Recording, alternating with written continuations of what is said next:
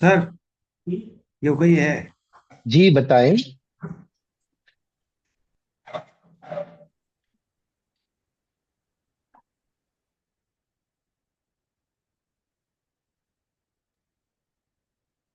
इस फॉर्म में पांच कुछ आसान बेसिक सवाल हैं।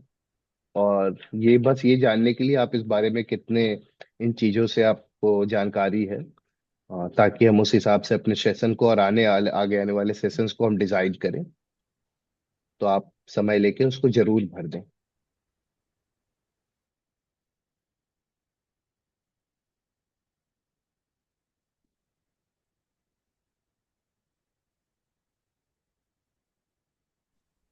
सर ये सवाल स्क्रीन पे लिखा है या चैट बॉक्स में?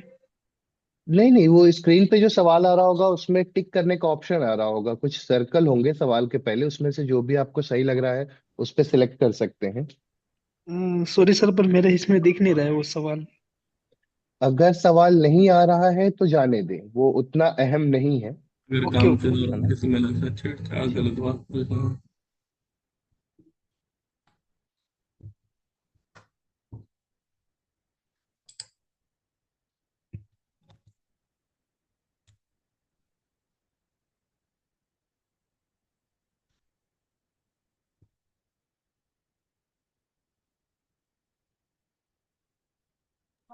और इन सभी सवालों में आप एक से ज्यादा जवाब भी चुन सकते हैं, ये मल्टीपल चॉइस है, तो जरूरी नहीं है कि एक क्वेश्चन का एक ही सही जवाब है। आप उसमें तीन चार जितने भी आपको सही लगते हैं आप वो चुन सकते हैं।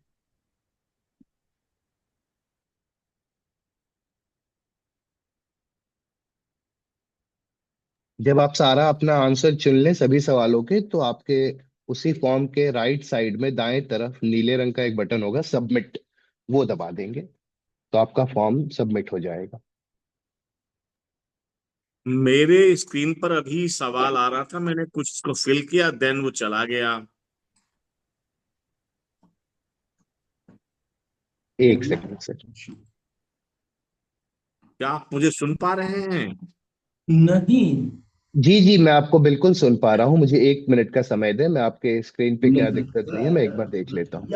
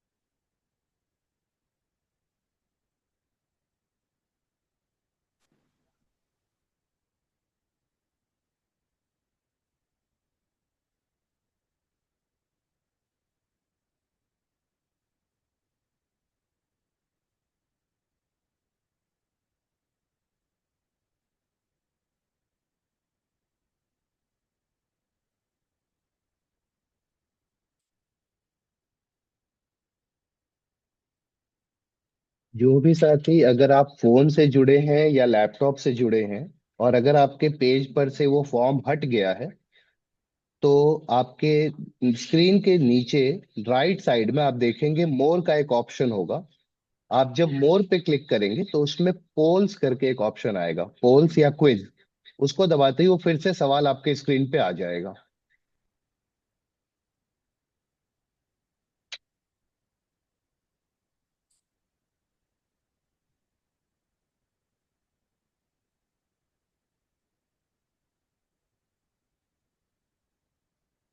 मैं मोबाइल से जुड़ा हुआ हूं, लेकिन मेरे स्क्रीन पर कहीं भी मुझे मोर का ऑप्शन नहीं दिख रहा। आप अपने स्क्रीन पे सर एक बार टच करिए, और नीचे लीव का, अनम्यूट का, ये सारे ऑप्शन दिख रहे हैं। हाँ हाँ है। उसमें पांचवा ऑप्शन मोर होगा सर, जहाँ तीन बिंदुएं बनी होंगी। हाँ, श्योर श्योर श्योर श्योर, बिल्कुल आया। है ना? तो आप मोर पे क्लिक करिए, और फिर पोल्स का ऑप्शन आएगा जो बीच में है, एकदम option polls. Share record, show CC, notice, polls, हाँ, एप्स। बाद वाला नोट्स के बाद जो है। नोट्स के बाद, अच्छा हाँ, पोल है, बिल्कुल श्योर, हाँ आया। Thank you. Okay, okay, welcome. Got.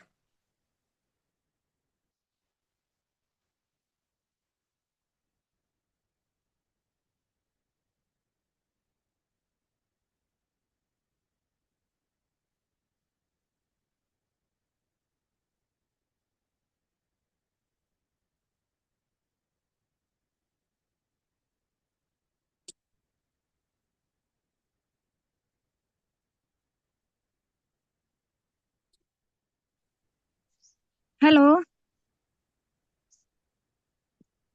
Hello. Hello ma'am. तो सर वो फॉर्म था वो, मेरे को स्क्रीन देख नहीं रही है तो हटा दिया है क्या? नहीं, हटाया नहीं है मैम, आप अपने स्क्रीन पे एक बार टच करिए। टच करेंगे तो नीचे देखिए, दाएं साइड में 3 बिंदुएं बनी होंगी।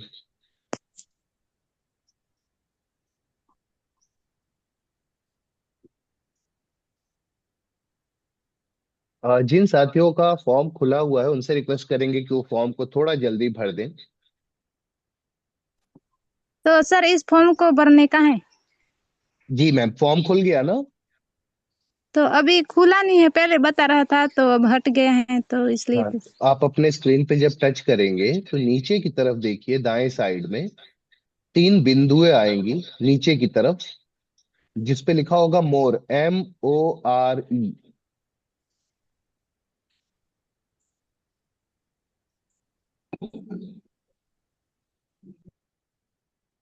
दिख रहा है क्या मैम?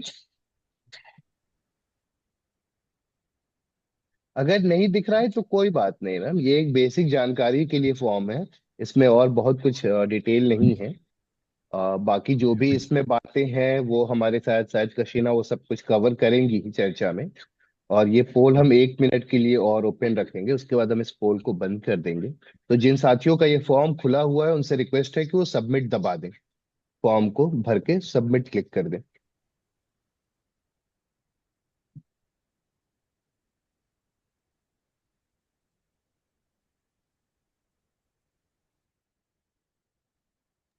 मेरा नहीं दिख रहा है तो मैं नहीं भर सकती।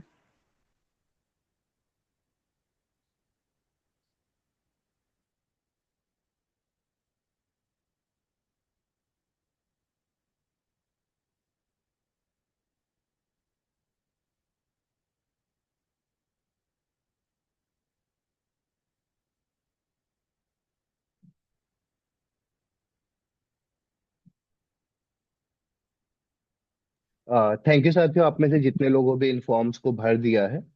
अगर जिन्होंने नहीं भरा है या जिन्हें फॉर्म नहीं दिखा तो कोई बात नहीं, हमारा जब ये सेशन कंप्लीट होगा तो शायद इन सारे सवालों के जवाब आपको उसमें मिल जाएंगे। और समय ना लेते हुए कसीना, आई वुड वेलकम यू कि आप सेशन शुरू करें। एंड थैंक यू हमारे साथ इस सेशन में जुड़े रहने के लिए। सोशल समर्पण में आप लगातार हमारे साथ, हमारे पार्टिसिपेंट्स के लिए और कार्यकर्ताओं के लिए आज you are present all the time, so thank you for that. And yeah you can take over this session from here. Thank you. Thank you. मुझे एक्सेस दीजिए ना ये स्क्रीन शेयर यस। कर।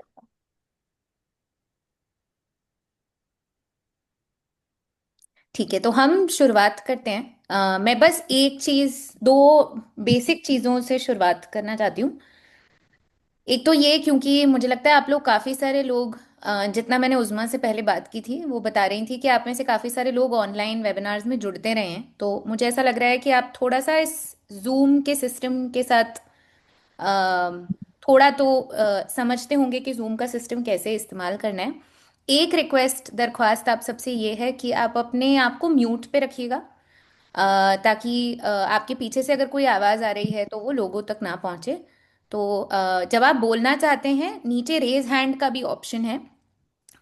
जहाँ आयुष्य पहले बता रहे थे, जो पार्टिसिपेंट्स नीचे बार है वहाँ पे एक ऑप्शन होता है रिएक्ट का, उसमें आपको एक रेज हैंड का ऑप्शन दिख जाएगा। तो अगर आप कभी कुछ बोलना चाहते हैं, हमें रोकना चाहते हैं, कुछ पूछना चाहते हैं, तो आप वो दबा सकते हैं। और जैसे ही मौका मिलता है हम आपको बोलने का अवसर दे देंगे उस समय पे। दूसरी चीज़ मैं ये कहना चाह रही थी, पूछना चाह रही थी कि आप में से कितने लोग हैं जिन्होंने पहले पॉश के किसी भी तरीके के सेशंस को अटेंड किया है? कितने लोग हैं जिन्होंने किया है? अगर दोबारा रिएक्ट में जाकर के थम्स अप का ऑप्शन है एक, ऐसा करके उसको क्लिक कर सकते हैं या चैट बॉक्स में लिख सकते हैं।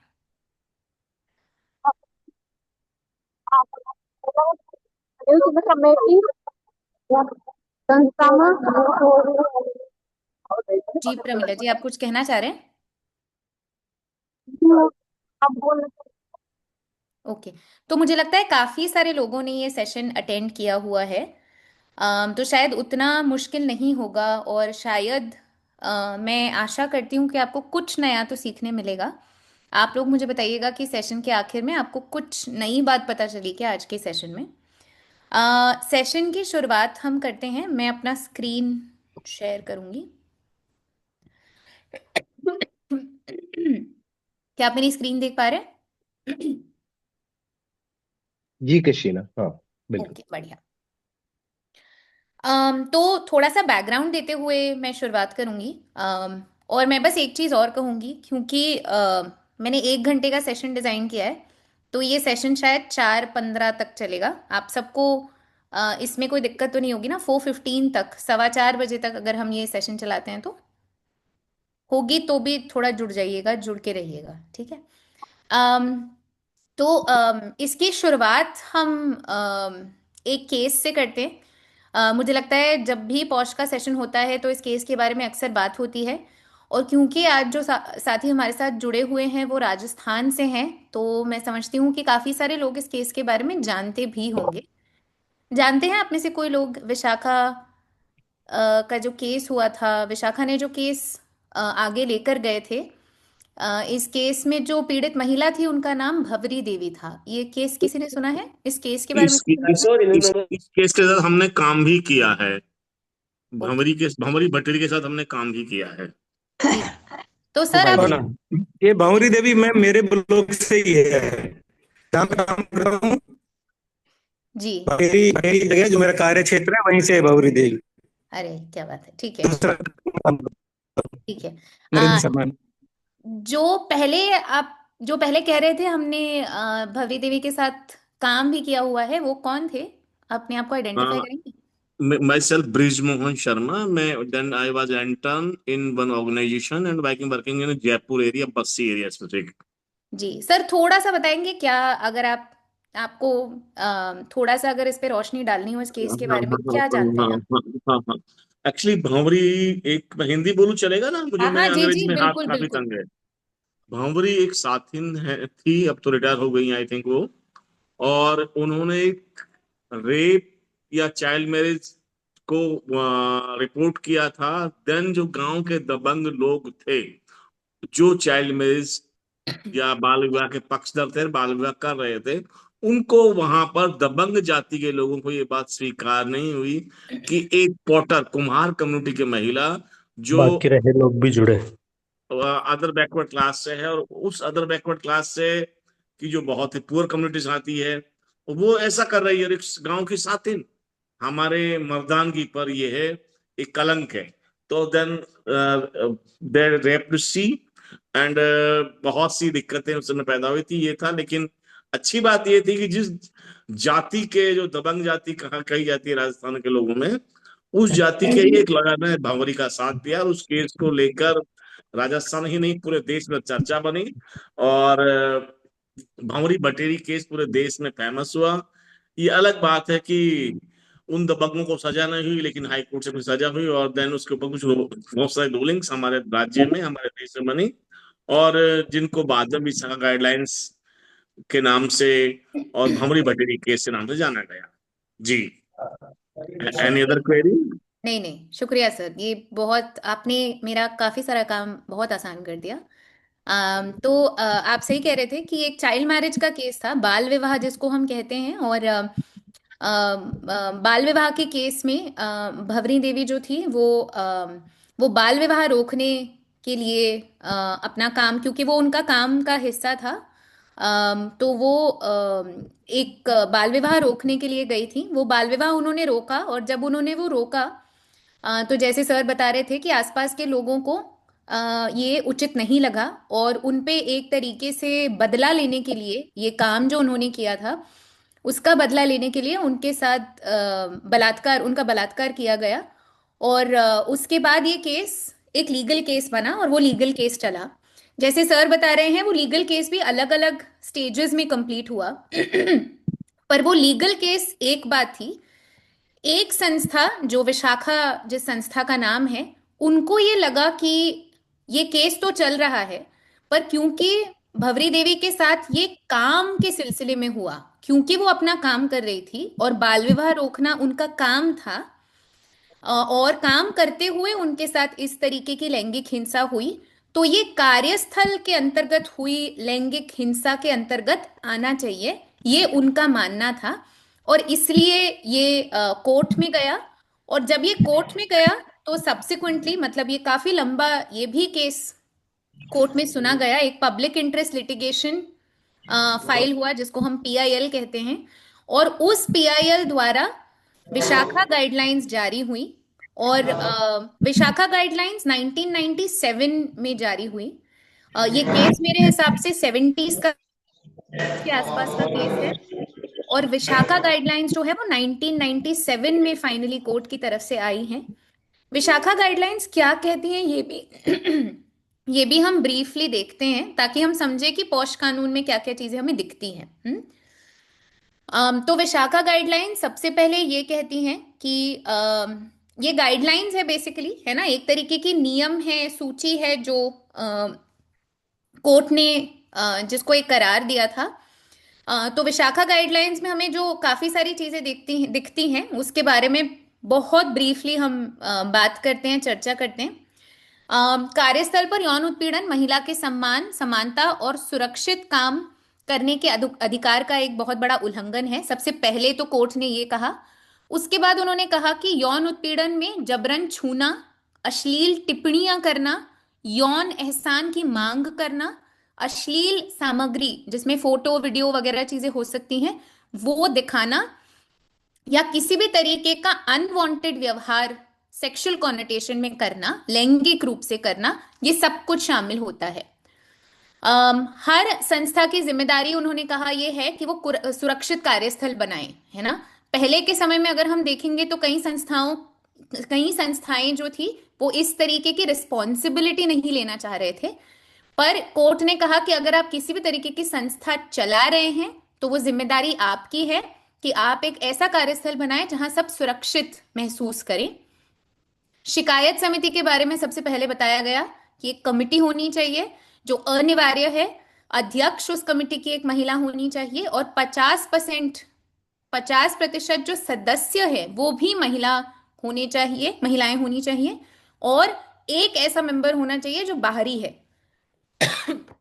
बाहरी मतलब आपके संस्था के बाहर का कोई व्यक्ति है, ताकि वो निष्पक्ष रूप से अगर कोई केस सामने आता है तो उसको देख सकें।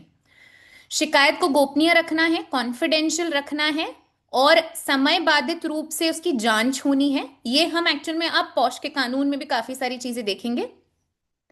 दोष साबित होने पर डिसिप्लिनरी एक्शन लेना जरूरी है, कि एक बार साबित हो गया कि किसी तरीके की लैंगिक हिंसा हुई है तो फिर जरूरी है कि उस व्यक्ति के साथ एक डिसिप्लिनरी एक्शन लिया जाए। ये डिसिप्लिनरी एक्शन किस तरीके का होता है ये कोर्ट ने नहीं बताया है। ये डिसिप्लिनरी एक्शन क्या होना चाहिए ये संस्था खुद डिसाइड कर सकती है। पीड़िता का सुरक्षण होना चाहिए वो भी सबसे जरूरी है, तो उसके लिए भी कुछ नियम संस्था को जारी करने होंगे। और ये भी कहा उन्होंने कि ये सरकारी, निजी, सारी तरीके की संस्थाओं के लिए इस तरीके का पॉलिसी बनाना, गाइडलाइंस फॉलो करना जरूरी हो जाएगा। अब इंटरेस्टिंग बात यह है कि उन्होंने इसके साथ साथ ये भी कहा, ये सुप्रीम कोर्ट है जो कह रहा है कि केंद्र सरकार को उन्होंने एक डायरेक्शन दिया, केंद्र सरकार को एक ऑर्डर दिया, केंद्र सरकार को एक आदेश दिया कि ये तो हमने गाइडलाइंस जारी की हैं, पर इस गाइडलाइंस के साथ साथ केंद्र सरकार की जिम्मेदारी है कि वो इस पर एक कानून बनाए, ठीक है, क्योंकि ये तो गाइडलाइंस हैं, तब तक हमारे देश में इस तरीके की चीज को लेकर कोई कानून नहीं था। क्या आप जानते हैं कि विशाखा गाइडलाइंस के कितने साल बाद ये कानून आया हमारे देश में? 1997 में विशाखा गाइडलाइंस आई, मतलब सुप्रीम कोर्ट ने गाइडलाइंस जारी की। और कानून कौन से साल में आया, क्या आप में से कोई जानता है कितने सालों बाद?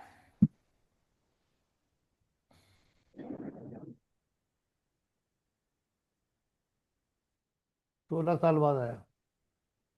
जी, तो 16 साल बाद हमारे देश को, हमारी सरकार को, केंद्र सरकार, और उस समय में शायद सरकारें बदली भी होंगी, तब जाकर सरकार को जरूरी लगा कि वो कानून बनाएं।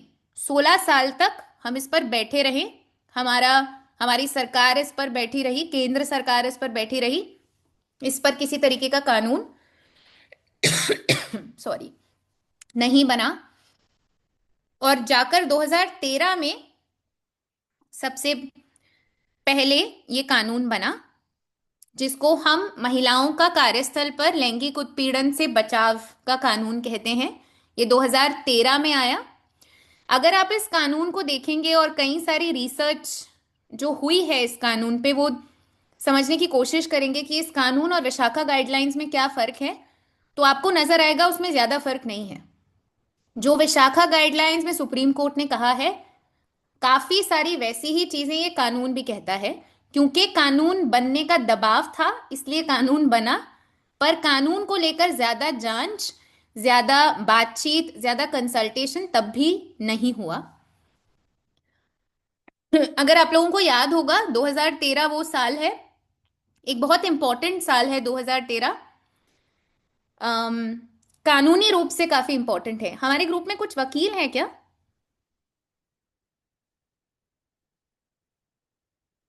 है? अगर है तो आप जानते हैं और बताना चाहते हैं कि 2012-13 के आसपास क्या हो रहा था।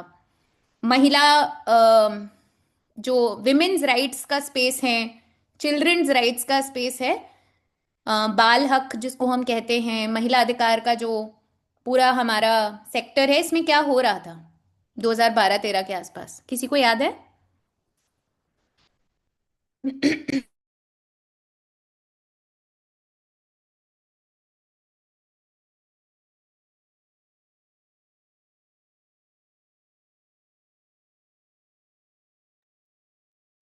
नहीं याद है किसी को भी? मैं चैट बॉक्स नहीं दे, हाँ जी, किसी ने कहा है निर्भया। तो आप लोगों को याद होगा 2012 में निर्भया केस हुआ था, 2012 के आखिर में। और उसी के साथ साथ हमारी पूरी जनता खड़ी हो गई थी, सब लोग रास्ते पर आ गए थे कि महिलाएं कहीं भी सुरक्षित नहीं हैं। तो एक तरीके का प्रेशर और दबाव सॉरी जो बना, उसकी वजह से भी काफी सारे कानून पास हुए उसके बाद, इस घटना के बाद। और इन उनमें से एक कानून, ये कानून भी था। आज के समय में अगर आप देखेंगे तो इस कानून को बदलने की काफी मांग हो रही है। अगर समय मिला तो शायद हम उस पर भी थोड़ी बहुत बातचीत करेंगे। पर इस कानून को आज के समय में थोड़ा हम आउटडेटेड समझते हैं, क्योंकि हमें लगता है काफी सारी चीजें जो कानूनी रूप से इंक्लूड होनी चाहिए वो आज इस कानून में नहीं इंक्लूडेड हैं। पर थोड़ा सा आप कानून को समझते हैं कि ये कानून क्या कहता है। हमने थोड़ा सा विशाखा गाइडलाइंस में इस पे बात की, पर आप लोगों को क्या लगता है कि लैंगिक उत्पीड़न, यौन उत्पीड़न जो हम जिसकी बात कर रहे हैं, उसमें क्या क्या क्रियाएं आ सकती है, क्या क्या हरकतें शामिल हो सकती हैं?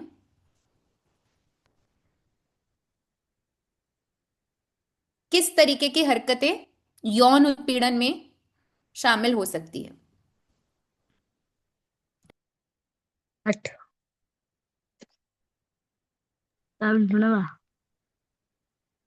जी,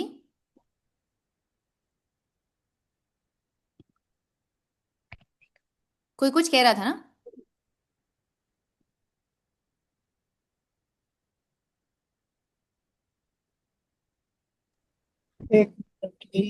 मैम अश्लील वीडियोस दिखाना। ओके, एक पॉइंट है अश्लील वीडियोस दिखाना। और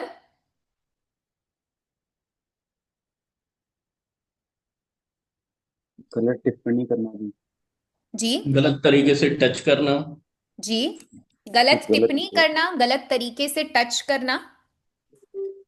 तो बिल्कुल सही कहा आप लोगों ने। ये सारी चीजें, ये 3 वीडियोस हैं, अगर समय मिलता है तो वीडियोस भी देखेंगे, पर क्योंकि समय कम है मैं मेन चीजों पे ज्यादा जाना चाहती हूँ। तो जैसे किसी ने कहा गलत तरीके से, गलत इरादे से किसी को छूना, है ना। जैसे सॉरी, कोई कुछ कह रहा है? Okay. गलत इरादे से, गलत तरीके से किसी को छूना। कई कबार हम ये समझते हैं सेक्सुअल हरासमेंट या यौन उत्पीड़न के संदर्भ में कि सिर्फ छूना ही एक तरीके का यौन उत्पीड़न हो सकता है, पर असलियत में अगर हम देखेंगे तो यौन उत्पीड़न के अलग अलग तरीके हो सकते हैं, अलग अलग चीजें हैं जो यौन उत्पीड़न के की परिभाषा के अंतर्गत आ सकती हैं। तो सबसे पहली बात जो हम सब अधिकतर समझते भी हैं वो ये है कि फिजिकल कांटेक्ट, मतलब किसी तरीके का शरीर पे छूना, इसको हम यौन उत्पीड़न की कैटेगरी में देखते हैं। दूसरा है डिमांड और रिक्वेस्ट फॉर सेक्सुअल फेवर्स, जो पहले हमने कहा था, सेक्स की मांग करना। वर्क प्लेसेस में ये कई बार होते हुए देखा है कि एक व्यक्ति दूसरे व्यक्ति से सेक्स का डिमांड करते हैं। ये कैसे होता है, कैसा दिखता है, इसको हम 1-2-3 मिनट में देखेंगे। पर इस तरीके की डिमांड करना अपने कोवर्कर से, अपने साथ अपने सहकर्मी से, ये भी एक तरीके का यौन उत्पीड़न है। मैं ये स्पेसिफिकली कहना चाहती हूं, ये सिर्फ डिमांड भी है ना, किसी को कहना भी, ये इस तरीके की टिप्पणी करना, कमेंट करना, रिक्वेस्ट करना, ये भी एक तरीके की यौन उत्पीड़न में आ सकता है। ठीक है।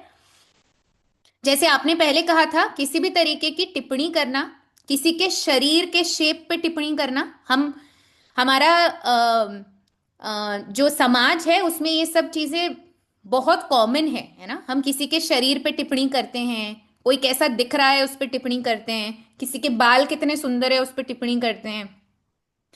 इनमें से सारी चीजें सेक्सुअल हरासमेंट के कॉन्टेक्स्ट में देखी जा सकती हैं। इसको सेक्सुअली कलर्ड रिमार्क्स कहा जाता है, कि हम किसी भी व्यक्ति के शरीर पे किसी तरीके का अगर कमेंट करते हैं तो उसको हम यौन उत्पीड़न की कैटेगरी में देखते हैं। आप में से किसी ने पहले कहा कि अश्लील फिल्में दिखाना, वीडियोस दिखाना, वीडियोस के साथ साथ चित्र भी दिखाना, ये दोनों इस कैटेगरी में आता है। ये याद रखिएगा कि जरूरी नहीं है कि वो फोटोज और वीडियोस आप आपस में अगल बगल में दिखाएं। जैसे उदाहरण के तौर पे मैं ये बता रही हूं, आप मेरी स्क्रीन देख रहे हैं आज, है ना, इस पीपीटी को देख रहे हैं। मान लीजिए मैं स्क्रीन शेयर करते हुए कुछ और शेयर कर दूं जो अश्लील है और मेरे स्क्रीन पे पीछे चल रहा है ना, वो एक तरीके का, वो भी एक तरीके का यौन हिंसा, लैंगिक उत्पीड़न में आ सकता है। ये भी अक्सर होते हुए देखा है कि लोग एक दूसरे को व्हाट्सएप पे, मैसेजेस पे इस तरीके की चीजें भेजते हैं। तो अगर ये भी हो रहा है, अगर कोई एक व्यक्ति दूसरे व्यक्ति को इस तरीके की चीज भेज रहे हैं, तो उसको भी हम यौन उत्पीड़न के या लैंगिक उत्पीड़न के परिभाषा के अंतर्गत देखते हैं। ठीक है। तो लगभग इन सारी चीजों को हम कह रहे हैं कि लैंगिक उत्पीड़न के की परिभाषा में हम देख रहे हैं। इस पे किसी को कोई सवाल या कोई कुछ जोड़ना चाहते हैं?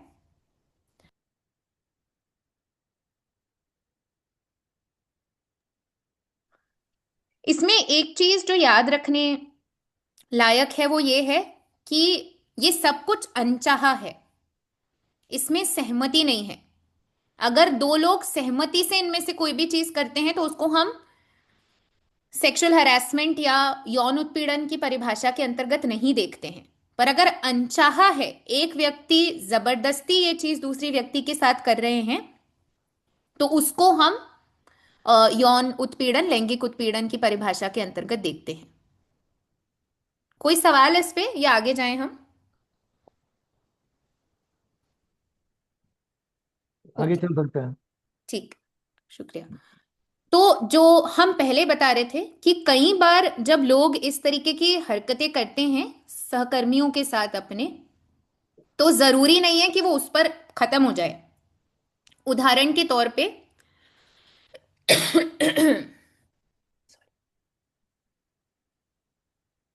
अगर किसी महिला से किसी पुरुष सहकर्मी ने सेक्स की मांग की, और उस महिला सहकर्मी ने मना कर दिया, उसने कहा कि आप ये कैसी बातें कर रहे हैं हमारे साथ। इस स्थिति में ऐसा हो सकता है कि ये व्यक्ति, ये सहकर्मी जिसने एक महिला से ये सवाल पूछा है, वो जो व्यक्ति है वो उनके बॉस है या वो उनके साथ काम करते हैं, उन्हीं की टीम में है। कई बार ऐसा हो सकता है कि वो ये मांग करे इसके बदली में कि मैं तेरा इंक्रीमेंट कर दूंगा या तुम्हें प्रमोशन मिल जाएगा। ठीक है, तो हमेशा ये जरूरी नहीं है कि ये एक इंसिडेंट पे जाकर रुक जाए। हो सकता है कि ये मांग इस तरीके से की जाए कि अगर आप ये करेंगे तो ही आपके साथ ये होगा, जिसको अंग्रेजी में हम कहते हैं क्विड प्रो को, एक हाथ दे एक हाथ ले। इस तरीके की स्थिति अगर कोई बनाता है तो उसको भी हम सेक्सुअल हरासमेंट के कॉन्टेक्स्ट में देखते हैं, क्योंकि वो ये मांग कर रहे हैं कि अगर आपने इस फेवर को नहीं माना तो आपके साथ ये चीज नहीं होगी, है ना, जो आपके काम से जुड़ी हुई है। आपको एक कॉर्पोरेट में कई बार ऐसा होते हुए देखा है कि आपको एक असाइनमेंट नहीं दिया जाएगा या आपके साथ कोई चीज नहीं होगी अगर आपने ये फेवर नहीं दिया। दूसरा ये है कि अगर कोई व्यक्ति मना करते हैं तो आप इस तरीके का वातावरण क्रिएट कीजिए जो हॉस्टाइल है, द्वेषपूर्ण है। आप उनके बारे में जाके 4 लोगों से चुगली कीजिए, ये भी एक प्रकार का यौन उत्पीड़न हो सकता है। यौन उत्पीड़न इस तरीके का प्रकार भी कार्यस्थल पर ले सकता है। तो एक तो जो हम समझते हैं कि ऐसे इंसिडेंसेस, एक आध इंसिडेंसेस एक कार्यस्थल पे हुए, पर अगर वो एक आध इंसिडेंट के बाद इस तरीके की हरकतें होती हैं तो इसको भी हम लैंगिक उत्पीड़न के परिभाषा में देखते हैं। किसी को कोई सवाल?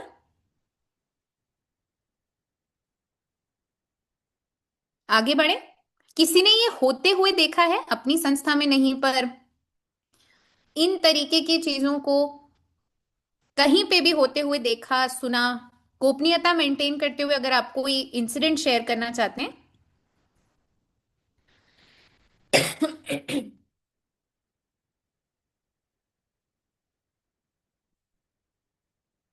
हाँ जी, कबीर जी आप कुछ शेयर करना चाहते हैं?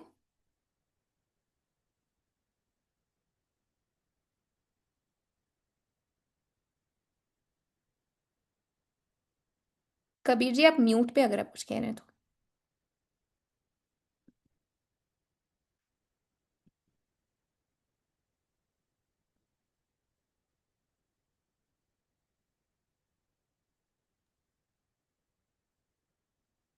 ठीक है, मैं, और कोई कुछ कहना चाहता है कि या हम आगे बढ़े? हाँ, यार कृष्णा तुम जो है। जी, यस। हाय कृष्णा। तो एक इंसिडेंट है मेरी किसी ऑर्गेनाइजेशन से नहीं जहाँ मैंने काम किया है, पर मेरी एक दोस्त है जो एक संस्था में कहीं काम किया करती थी। तो उनके जो टीम हेड थे जिनके साथ में वो काम कर रहे थे, अक्सर ऐसा होता था कि उनको ट्रैवल साथ में करना होता था। तो एक ट्रैवल के दौरान ही उन्होंने गलत तरीके से उनको छूने की कोशिश की थी। इससे पहले भी कुछ कुछ इंसिडेंट्स रहे हैं जहाँ पे अ, जब उन्होंने मुझे ये शेयर किया तो उन्होंने बताया कि फिर रात में कॉल करना, ये कॉल्स काम से जुड़े हुए नहीं होते थे।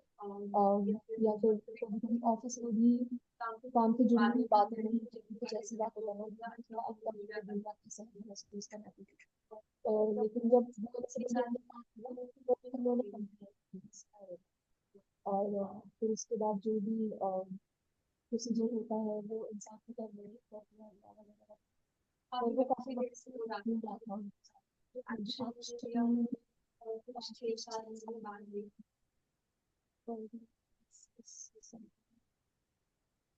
थैंक यू आतिफा ये शेयर करने के लिए। तो ये एक बहुत इंटरेस्टिंग चीज जो मुझे इस केस से, मतलब जो आपने शेयर किया आतिफा, उससे याद अब आ रहा है कि कई बार जो हम सेक्सुअल हरासमेंट को प्रैक्टिस में देखते हैं ना होते हुए, तो हमें ना एक सीरीज ऑफ इवेंट्स दिखते हैं। कई बार वो एक चीज नहीं होती है, कई बार लगातार कुछ ना कुछ चीजें एक महिला के साथ होती हुई दिखती हैं। जैसे बार बार कोई आपको फोन किए जा रहा है, और फोन कब कर रहे हैं, शाम में कर रहे हैं, रात में कर रहे हैं, या मैसेज कर रहे हैं। वहां से शुरुआत होते हुए, जैसे आतिफा ने जिस केस का उदाहरण दिया, इट एंडेड विथ, एंड उसकी उसका एंड कहाँ पे हुआ कि उन्होंने उनको एक गलत तरीके से कहीं छुआ जब वो बाहर एक ट्रिप पे थे। तो कई बार ये काफी सारी अर्ली साइंस हैं सेक्सुअल हरासमेंट के, जिसको हम अंग्रेजी में और आजकल का जनरेशन इसको रेड फ्लैग्स बुलाते हैं। तो ये आपको शुरुआत में ही दिखने लगता है कि किस तरीके के रेड फ्लैग्स एक प्रोफेशनल रिलेशनशिप में भी आ सकते हैं। ठीक है। तो यहाँ पे दो बस एनिमेटेड इस के जरिए हम दो चीजें समझने की कोशिश करेंगे। राइट साइड पे आप देख रहे हैं कि एक व्यक्ति बैठे हुए हैं और वो एक गाना गा रहे हैं। गाना है सेक्सी सेक्सी सेक्सी मुझे लोग बोले। ये सुना होगा लोगों ने गाना, शायद। ये अगर एक वर्क प्लेस के कॉन्टेक्स्ट में होता है, जहां पे चाय पीते पीते शायद हम ये गाना गा रहे हैं और कोई महिला वहां से पास हो रही है, और अगर उस महिला को लग रहा है कि वो कमेंट उस पर है, वो शायद उसके शरीर पर हो, वो उस व्यक्ति पर हो, अगर ये इस इंटेंशन से किया गया है, तो यहाँ पे इसको भी सेक्सुअल हरासमेंट की तरह देखा जा सकता है। सेक्सुअल हरासमेंट के कॉन्टेक्स्ट में एक बहुत जरूरी बात यह है कि जो व्यक्ति ये कह रहे हैं या ये कर रहे हैं, उनका इंटेंशन, उनका मकसद क्या है, वो मैटर नहीं करता। जिस व्यक्ति के साथ ये होता है, उन्होंने इसको किस तरीके से लिया है, वो मैटर करता है। ठीक है। और कई सारे जो कोर्ट्स के, कई बार ये केसेस जो है वो कमिटी के चैलेंज होते हुए कोर्ट्स में भी गए हैं। कोर्ट्स ने भी इसको इसी तरीके से इंटरप्रेट किया है कि अगर एक महिला असुरक्षित अपने आप को महसूस करती है ऐसी इंसिडेंसेस की वजह से, तो उसको हम सेक्सुअल हरासमेंट ही समझेंगे। उसका इंटेंशन मैटर नहीं करता, जो व्यक्ति उसके रिसीविंग एंड पे है, जो व्यक्ति के साथ ये हो रहा है, वो ज्यादा मैटर करता है। ठीक है। इसलिए आजकल के कॉन्टेक्स्ट में, आजकल के संदर्भ में लोग सेफ कार्यस्थल की बात कर रहे हैं, क्योंकि एक सेफ कार्यस्थल में हम ये कह रहे हैं कि अगर ऐसी चीजें होती है तो हम कॉल आउट कर सकते हैं। हम बहुत सहज तरीके से कह सकते हैं कि भाई इससे मुझे असहज महसूस हो रहा है, मुझे अनकंफर्टेबल महसूस हो रहा है, मुझे ऑफेंड हो रहा है, आप ये मत कीजिए।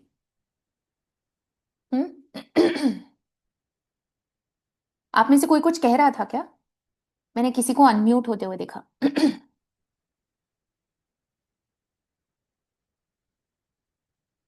ठीक है, आगे बढ़ते हैं।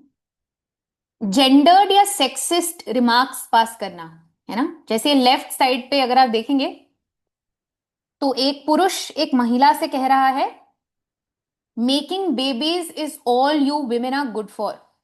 इसका मतलब है कि सिर्फ बच्चे पैदा करने के लिए तुम महिलाएं ठीक हो, और कुछ काम नहीं होता है तुमसे। ठीक है। तो अगर कार्यस्थल पे इस तरीके की टिप्पणियां भी होती हैं, और अगर एक महिला असहज महसूस करती है, तो उसको भी यौन उत्पीड़न की नजर से देखा जाएगा।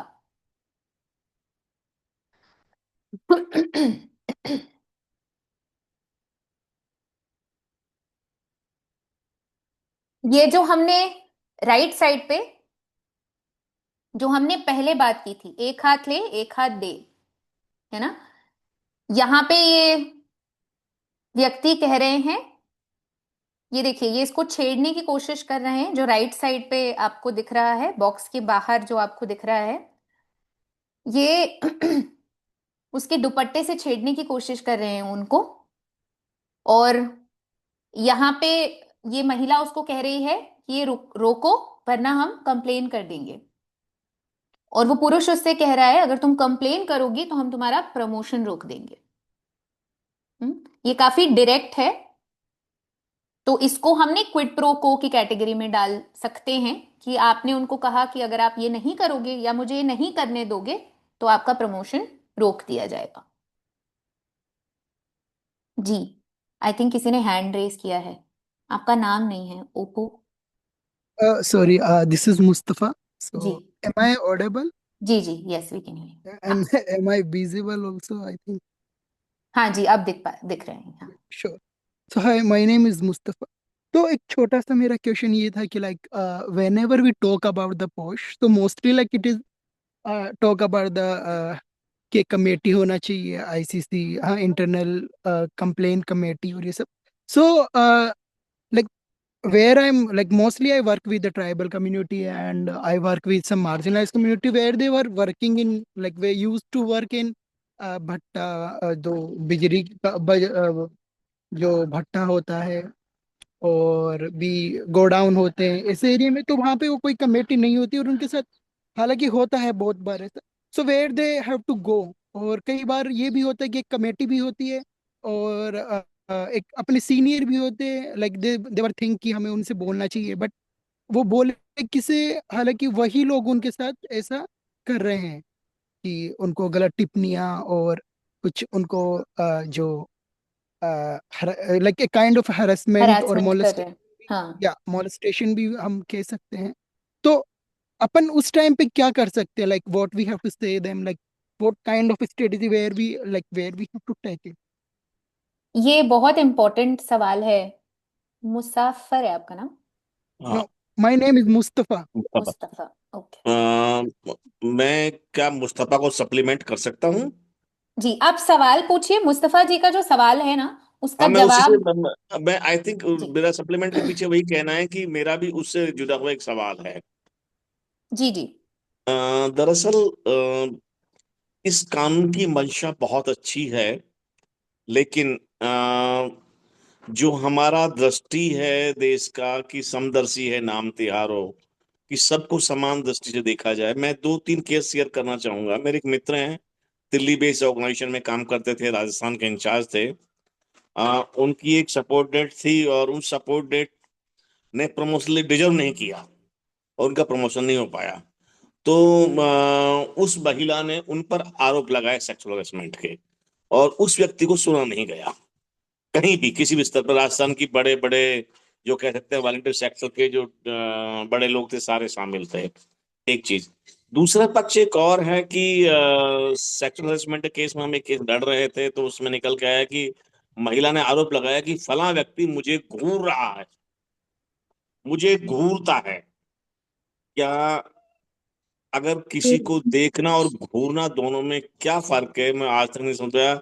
और अगर वो महिला घूरने का कह रही है उस पुरुष साथी के लिए, तो उसका एक आरोप लगा देना ही सब सफिशिएंट है, लेकिन पुरुष को अपना पक्ष रखने का कहीं अधिकार नहीं है। तीसरी बात, जैसा मुस्तफा ने कहा वही का वही, कि जब बाढ़, हमारे यहाँ राजस्थानी में कहावत थी, जब बाढ़ ही खेत को खा रही हो, जिनकी जवाबदेही इस कानून को लागू करने की है, वही लोग इस कानून का दुरुपयोग कर रहे हो, तो उस केस में हम अपने आप को हेल्पलेस समझते हैं एज बिंग ए ऑर्गेनाइजेशन हेड या एक सोशल एक्टिविस्ट। मैंने कई बार कुछ ऑर्गेनाइजेशंस के बोर्ड में हूं, तो हमने अपने आप को हेल्पलेस पाया है, क्योंकि इसमें एक पक्ष है, दूसरा पक्ष नहीं है। That's all. हाँ, सो मुझे थोड़ा सा थोड़ा सा कुछ बोलना था कि sorry, I am not gate my point, like I think कि मुझे वो संतुष्ट जवाब नहीं मिला, लेकिन आप जो बोल रहे हो वो बिल्कुल ठीक है। और एक थोड़ा सा मेरा क्वेश्चन ये भी था कि like whenever we talk about the POSH और समथिंग लाइक, तो ये इन चीज़ों पे तो भी mostly targeted to the man, but ऐसा नहीं है, कई बार कि मैंने कुछ ऐसे केसेस भी देखे, like I had been working with a organisation where they are working for the woman right. तो वहां पे देखा कि कई बार औरत भी कई कुछ ऐसी अनअप्रोप्रिएट घटना कर देती है कि अ, वो औरत उसके साथ सहजता नहीं होता है कि एक तरीके से उसको गलत टच कर देना, और आजकल अपन और उसको कुछ गलत बोल भी देना, कुछ अनअटेंशनली भी, हाँ, हक भी कर देना, तो वो उनको अच्छा नहीं लगता। तो पोस्ट को अपन थोड़ा सा इंक्लूसिव में और थोड़ा होलिस्टिक वे में अगर अपन देखते हैं, तो मुझे लगता है कि ये अपने लिए और भी अच्छे से सही रहेगा, क्योंकि whenever we talk about the post, तो देख जो पुरुष होता है वो थोड़ा सा डरा हुआ सहमा हुआ, दे फील लाइक दैट। तो ऐसा नहीं है कि औरत भी पोस्ट के अंदर होता है। तो ठीक है, मैं ना ये दोनों चीजों पे थोड़ा सा टच करने की कोशिश करूंगी। मैं एक चीज जो बहुत आउटराइटली कहना चाहती हूँ, और मैं कई सारी संस्थाओं के साथ, for profit not for profit संस्थाओं के साथ, जो कंपनियां हैं उनके साथ भी मैंने थोड़ा पॉश पे जब काम किया है, तो मैंने सब जगह पे यही पाया है। और मेरा अनुभव से भी मैं यही कहती हूँ कि ये जो एक्ट है, इसका हेतु ये नहीं है, इसका ऑब्जेक्टिव ये नहीं है कि हम पुरुषों को सेक्लूड कर दें, हम पुरुषों को अलग कर दें, या ये भी नहीं है कि एक व्यक्ति जिसके खिलाफ किसी तरीके की कंप्लेंट रेज हुई है या उसने किसी को असहज महसूस करवाया है, उसको हम हमेशा नौकरी से निकाल दें। ये नहीं है, उसको जेल के पीछे बंद करना ये इस कानून का मोटिव नहीं है ना। ये कानून का मोटिव ये है कि हम कार्यस्थल को सेफ कैसे बना सकते हैं, सुरक्षित कैसे बना सकते हैं। अगर आप इस कानून का पूरा नाम देखेंगे तो उसमें 3 शब्दों का इस्तेमाल किया गया है। प्रिवेंशन, प्रिवेंशन का मतलब क्या है, बचाव करना, कि ऐसा हो ही ना। ये कैसे किया जाए। प्रोहिबिशन, जो उसी से जुड़ा हुआ है। और रिड्रेसल, रिड्रेसल मतलब, अंग्रेजी में रिड्रेसल का मतलब, जो शब्द है उसका मतलब यह है कि एक बार ये घटना हो गई तो फिर एक कार्यस्थल पे क्या क्या किया जा सकता है। तो मैं सिर्फ एक प्रैक्टिकली ये कहने की कोशिश कर रही हूं कि हमें, क्योंकि हम काफी सारे लोग संस्था में ऐसे पोजीशन पे हैं, हम ये समझे कि हमेशा ये कानून ये नहीं कह रहा है कि जो व्यक्ति गलत है उसको आप निकाल ही दो, उसको बाहर ही फेंक दो। कई बार ऐसा हो सकता है, और कई बार ऐसा हुआ भी है, जिस व्यक्ति ने इस तरीके की घटना, देखिए जब तक हम एक कार्यस्थल पे इन चीजों के बारे में बातचीत नहीं करेंगे कि किसी को एक टक घूरने से, है ना, हमारे हमारी संस्कृति में ये है ना, हमको कोई अच्छा लगता है तो हम उसको देखते ही रहते हैं। मुझे कितनी बार, मैंने अगर किस तरीके के कपड़े पहने हैं तो लोगों ने ऊपर से नीचे तक देखा है, एक बार नहीं 3 बार देखते हैं ऐसा, और मुझे वो उचित नहीं लगता। I don't find that comfortable, I feel very uncomfortable जब मुझे कोई ऐसे ऊपर से नीचे तक देखता है। और मेरा अधिकार है कि मैं एक कार्यस्थल पे किसी से कहूं कि मुझे ऐसे ऊपर से नीचे तक मत घूरिए, मुझे अनकंफर्टेबल लगता है। तो ये कानून सिर्फ ये कह रहा है कि ये स्पेस होना चाहिए हर कार्यस्थल में, कि मैं किसी से कह सकूं कि I don't find comfort in this. कई बार एक कार्यस्थल पे खाना खाते खाते आप जोक्स मारते हैं कि नहीं। हस्बैंड वाइफ के बीच की कितनी जोक्स आपने सुनी है अभी तक, सुनी है? हस्बैंड वाइफ की जोक्स जो व्हाट्सएप, फैमिली व्हाट्सएप ग्रुप्स पे चलती रहती हैं, मुझे तो बहुत ऑफेंड करती हैं ये जोक्स। मुझे बहुत बुरा लगता है जब मैं ये जोक सुनती हूँ हस्बैंड वाइफ की, है ना, कि जो ऐसा काम करता है वो जोरू का गुलाम है, महिला ऐसी है वैसी है। कितने कॉमन है ये जोक्स हमारे। आज आप फेसबुक खोल के देख लीजिए, आपके, कम से कम आपके क्या, हमारे सबके 2-3 दोस्तों ने तो ऐसा फेसबुक पे कुछ ना कुछ डाला ही हुआ होगा। ये हमारा, ये हमारी संस्कृति है। अनफॉर्चुनेटली हम ऐसे ही पले बड़े हैं। ये जो कानून है ना, ये कोशिश कर रहा है कि हम ये अंडू करें। आपके रेगुलर जीवन में तो ये नहीं कर पाएंगे, पर कार्यस्थल पे तो ऐसा मत कीजिए कि आप किसी को ऑफेंड कर रहे हैं। ये करने की कोशिश कर रहा है ये कानून। मैं थोड़ा आगे बढ़ती हूं ताकि हम ये 2-3 और इंपॉर्टेंट मुद्दे कवर कर पाए। अब महिलाओं का कार्यस्थल पर लैंगिक उत्पीड़न जो कानून है, उसके अनुसार शिकायत कौन कर सकता है? शिकायतकर्ता।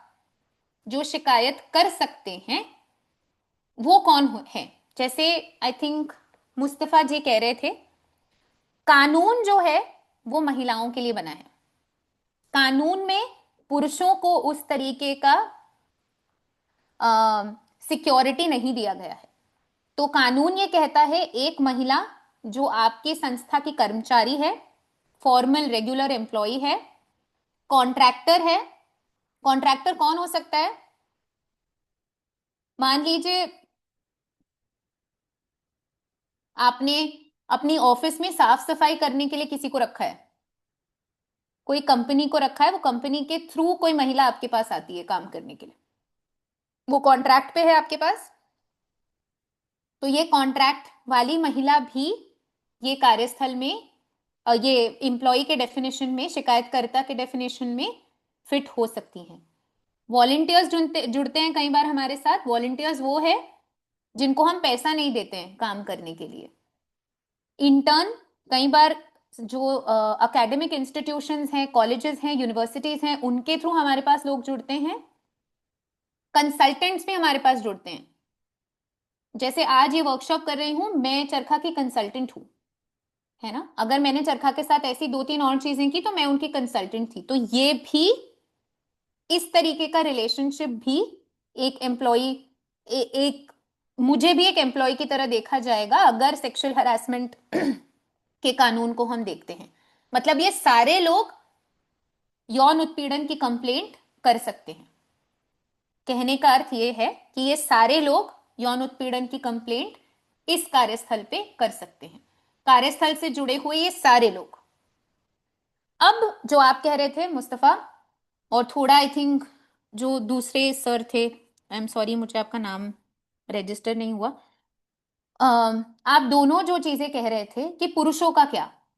कई लोग ये भी पूछते हैं कि आज हम जेंडर बाइनरी में बात नहीं करते, है ना, सिर्फ महिला और पुरुष में बात नहीं करते। आज हम जेंडर को एक बहुत फ्लूइड कॉन्सेप्ट समझते हैं। बाकी के लोग भी हैं जो अपने आप को ना महिला की तरह आइडेंटिफाई करते हैं ना पुरुष की तरह आइडेंटिफाई करते हैं, उनकी आइडेंटिटी शायद कुछ और ही है। ऐसे लोगों का क्या? तो यहां पे ये है कि कानून सिर्फ महिलाओं के लिए आज के समय में, अगर आज से 5 साल बाद ये कानून रिवाइज होता है तो शायद वो इस कानून में थोड़ा बहुत बदलाव लाएंगे। पर ये कानून ये भी कहता है कि इस पॉलिसी को मद्देनजर रखते, इस कानून को मद्देनजर रखते हुए हर संस्था अपनी पॉलिसी खुद डिसाइड कर सकती है। तो मैंने कई सारी संस्थाओं के साथ काम किया है जिन्होंने डिसाइड किया है कि हमारी पॉलिसी जेंडर न्यूट्रल है, कोई भी कंप्लेंट कर सकता है हमारी पॉलिसी के अंतर्गत, सिर्फ महिला नहीं, पुरुष भी कंप्लेंट कर सकते हैं। ऐसे व्यक्ति जो अपने आप की आइडेंटिटी कुछ और जताते हैं जेंडर के रूप में, वो भी कंप्लेंट कर सकते हैं। तो अगर आप डिसाइड करते हैं कि आप इस तरीके की पॉलिसी रखना चाहते हैं तो आप अपनी पॉलिसी में वो लिख सकते हैं। कुछ लोग ये प्रेफर करते हैं और कई जो बड़ी कंपनियां हैं, हम शायद क्योंकि एनजीओ चलाते हैं हमारे पास ये सब करने का प्रोविजन नहीं होता है, पर कई बड़ी कंपनियां, मैं एक कंपनी के साथ काम करती थी जो एक मल्टीनेशनल कंपनी है, इसी कैपेसिटी में उनके साथ जुड़ी हुई थी।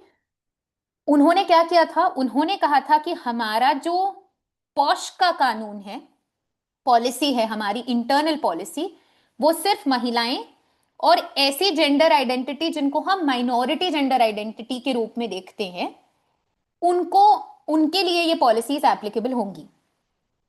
जो पुरुष हैं उनके लिए उन्होंने कहा कि हम सर्विस रूल्स फॉलो करेंगे। सर्विस रूल्स क्या है? हर कंपनी में क्या चलेगा, क्या उचित है, क्या अनुचित है। जैसे कंपनियों में होता है आप सैटरडे को कैजुअल कपड़ा पहन के आ सकते हैं और बाकी सारे दिन पे आपको शर्ट और पैंट पहनना है, ये उनके पार्ट, सर्विस रूल्स का पार्ट होता है।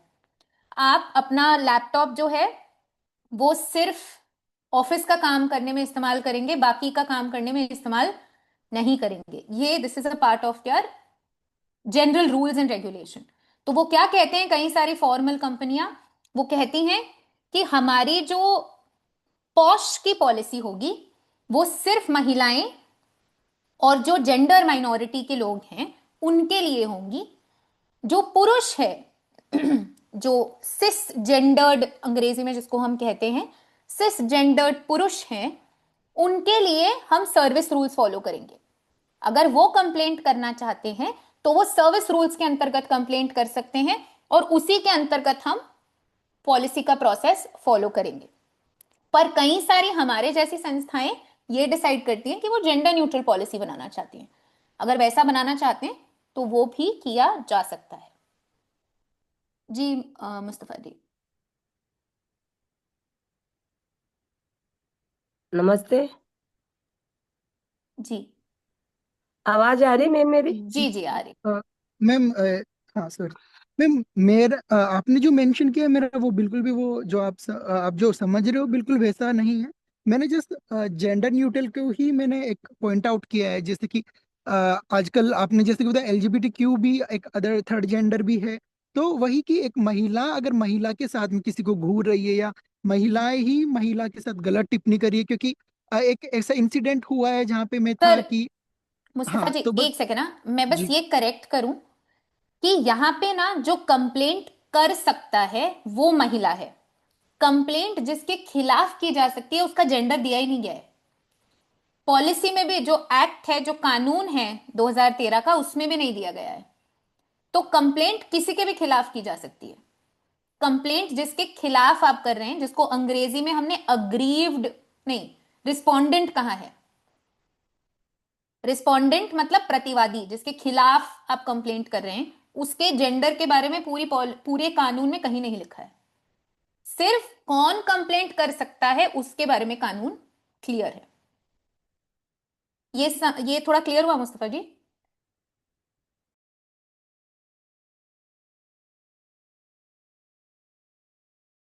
आई थिंक एक और महिला शायद कुछ कह रही थी। जी विमला जी आप बोल रहे थे ना? जी हेलो। मैम। जी मैम, जी मैम बोलिए। आवाज आ रही क्या सर मेरी? जी मैम एकदम बेहतर आवाज आ रही है, बोलिए। जी सभी को नमस्ते। एक्चुअली कोई हमारे एक सेशन था तो मैं वहाँ मीटिंग में थी सर, अभी 15-20 मिनट से जुड़ी हूँ। मैं ये पूछना चाहती मैडम को कि जैसे हमारी संस्था है तो उसमें एक यौन उत्पन्न पीड़ाई की पॉलिसी से हमारी एक बनी हुई है। तो उसमें हमारे 2 सदस्य महिला है, अध्यक्ष और सदस्य और एक एडवोकेट।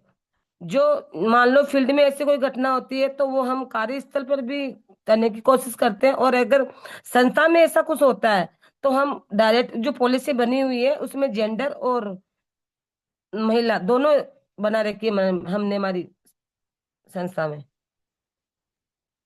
बढ़िया। मैं ना थोड़े टाइम में विमला जी आईसी पे भी आऊंगी। आई होप मुझे मौका मिले इंटरनल कंप्लेंट्स कमेटी तक पहुंचने नहीं का। दीदी, मैं अभी अभी आपसे मैं सरकार के साथ तो 2 साल से जुड़ी हूँ, लेकिन जो फील्ड में हम जाते हैं ना, जो आपने अभी बताया ना कि महिला के साथ ये जो होता है बार बार की महिला को एक खिलौना समझ के, तो उन पे भी मैं देखती हूँ उनको, मैं उनके केस स्टूडियो लिखती हूँ, क्योंकि एक महिला की जब बच्चा नहीं होता है, चाहे उसके साथ लड़के हो जो, लेकिन वारिस नहीं होगा तो उस पर अत्याचार वही होता रहेगा।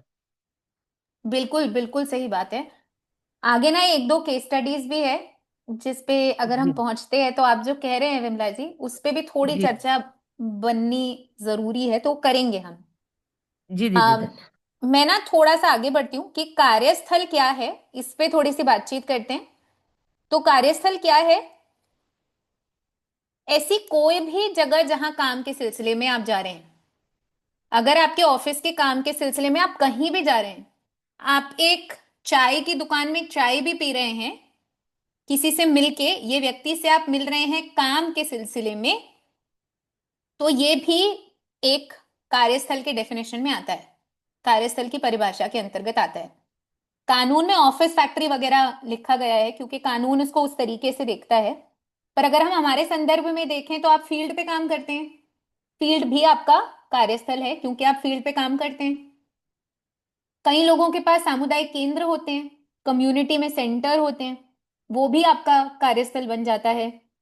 ये इस तरीके की ट्रेनिंग्स में जो आप जुड़ते हैं, ऑनलाइन हो ऑफलाइन हो, चरखा जो ऑफलाइन ट्रेनिंग्स करते हैं आपके साथ, वो भी आपके कार्यस्थल का हिस्सा है।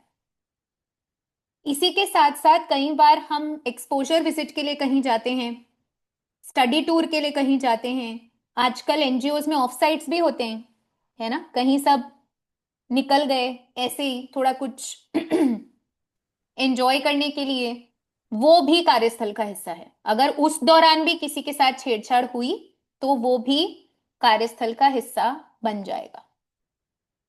ठीक है, तो कोई भी जगह, कई बार ऐसा हो सकता है कि आप ट्रैवल कर रहे हैं काम के सिलसिले में, दो जो आपके साथी हैं उनके साथ मिलकर के, और आपके साथ वहां पे या किसी के साथ वहां पे कुछ होता है, वो भी कार्यस्थल के अंतर्गत आएगा, क्योंकि आप काम के सिलसिले में जा रहे हैं।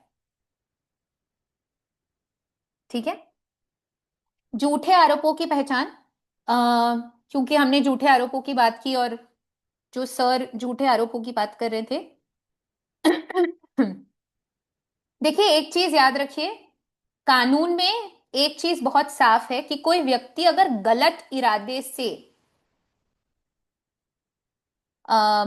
ये कंप्लेंट फाइल करते हैं, ये जानते हुए वो शिकायत करते हैं कि ये शिकायत झूठी है और मैं किसी का नाम बदनाम करने के लिए ये कर रही हूं, और ये अगर प्रूव होता है तो उस व्यक्ति के खिलाफ जिसने ये कंप्लेंट की है, उनके भी खिलाफ जांच हो सकती है और उनके भी खिलाफ डिसिप्लिनरी एक्शन लिया जाएगा संस्था के नियमों के अनुसार। तो अगर कोई व्यक्ति इस तरीके से किसी व्यक्ति को बदनाम करने के नजरिए से इस तरीके की कंप्लेंट करते हैं तो वो उनके साथ भी डिसिप्लिनरी एक्शन होगा।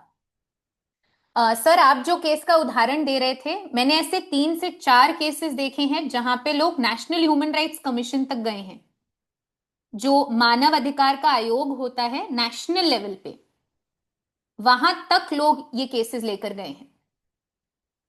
एक ऐसा केस स्टेट विमेन्स कमीशन के पास भी, जो महिला आयोग है, उनके पास भी गया है।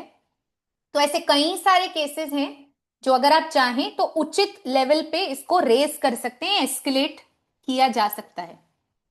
एक चीज बस यहां पे याद रखनी है, कई बार जब इस तरीके की कंप्लेंट आती है, और आईसी पे हम बहुत डिटेल में आज बात नहीं करेंगे कि आईसी क्या करता है क्योंकि उतना समय नहीं हमारे पास, बट जब टिपिकली हम इंटरनल कंप्लेंट्स कमेटी, जो समिति की आप बात कर रहे हैं, जो आंतरिक जांच करती है, कंपनी के अंतर्गत, संस्था के अंतर्गत जांच करती है, जब वो जांच करते हैं तो वो क्या करते हैं, वो सबूत इकट्ठा करने की कोशिश करते हैं। अगर किसी ने किसी को गलत तरीके से छुआ, अगर वहां 2 लोग थे तो किसी ने तो देखा होगा ये होते हुए, है ना, और इस हिसाब से फिर वो कंप्लेंट को आगे लेकर जाते हैं कि ये हुआ था कि नहीं हुआ था, ये डिसाइड करने की कोशिश करते हैं। कई बार टेक्स्ट मैसेजेस एक्सचेंज हुए होते हैं कई लोगों के बीच में, फोन कॉल की रिकॉर्डिंग्स होती हैं, वो बेसिकली कमिटी देखती हैं और फिर डिसाइड करती है कि ये हुआ था कि नहीं।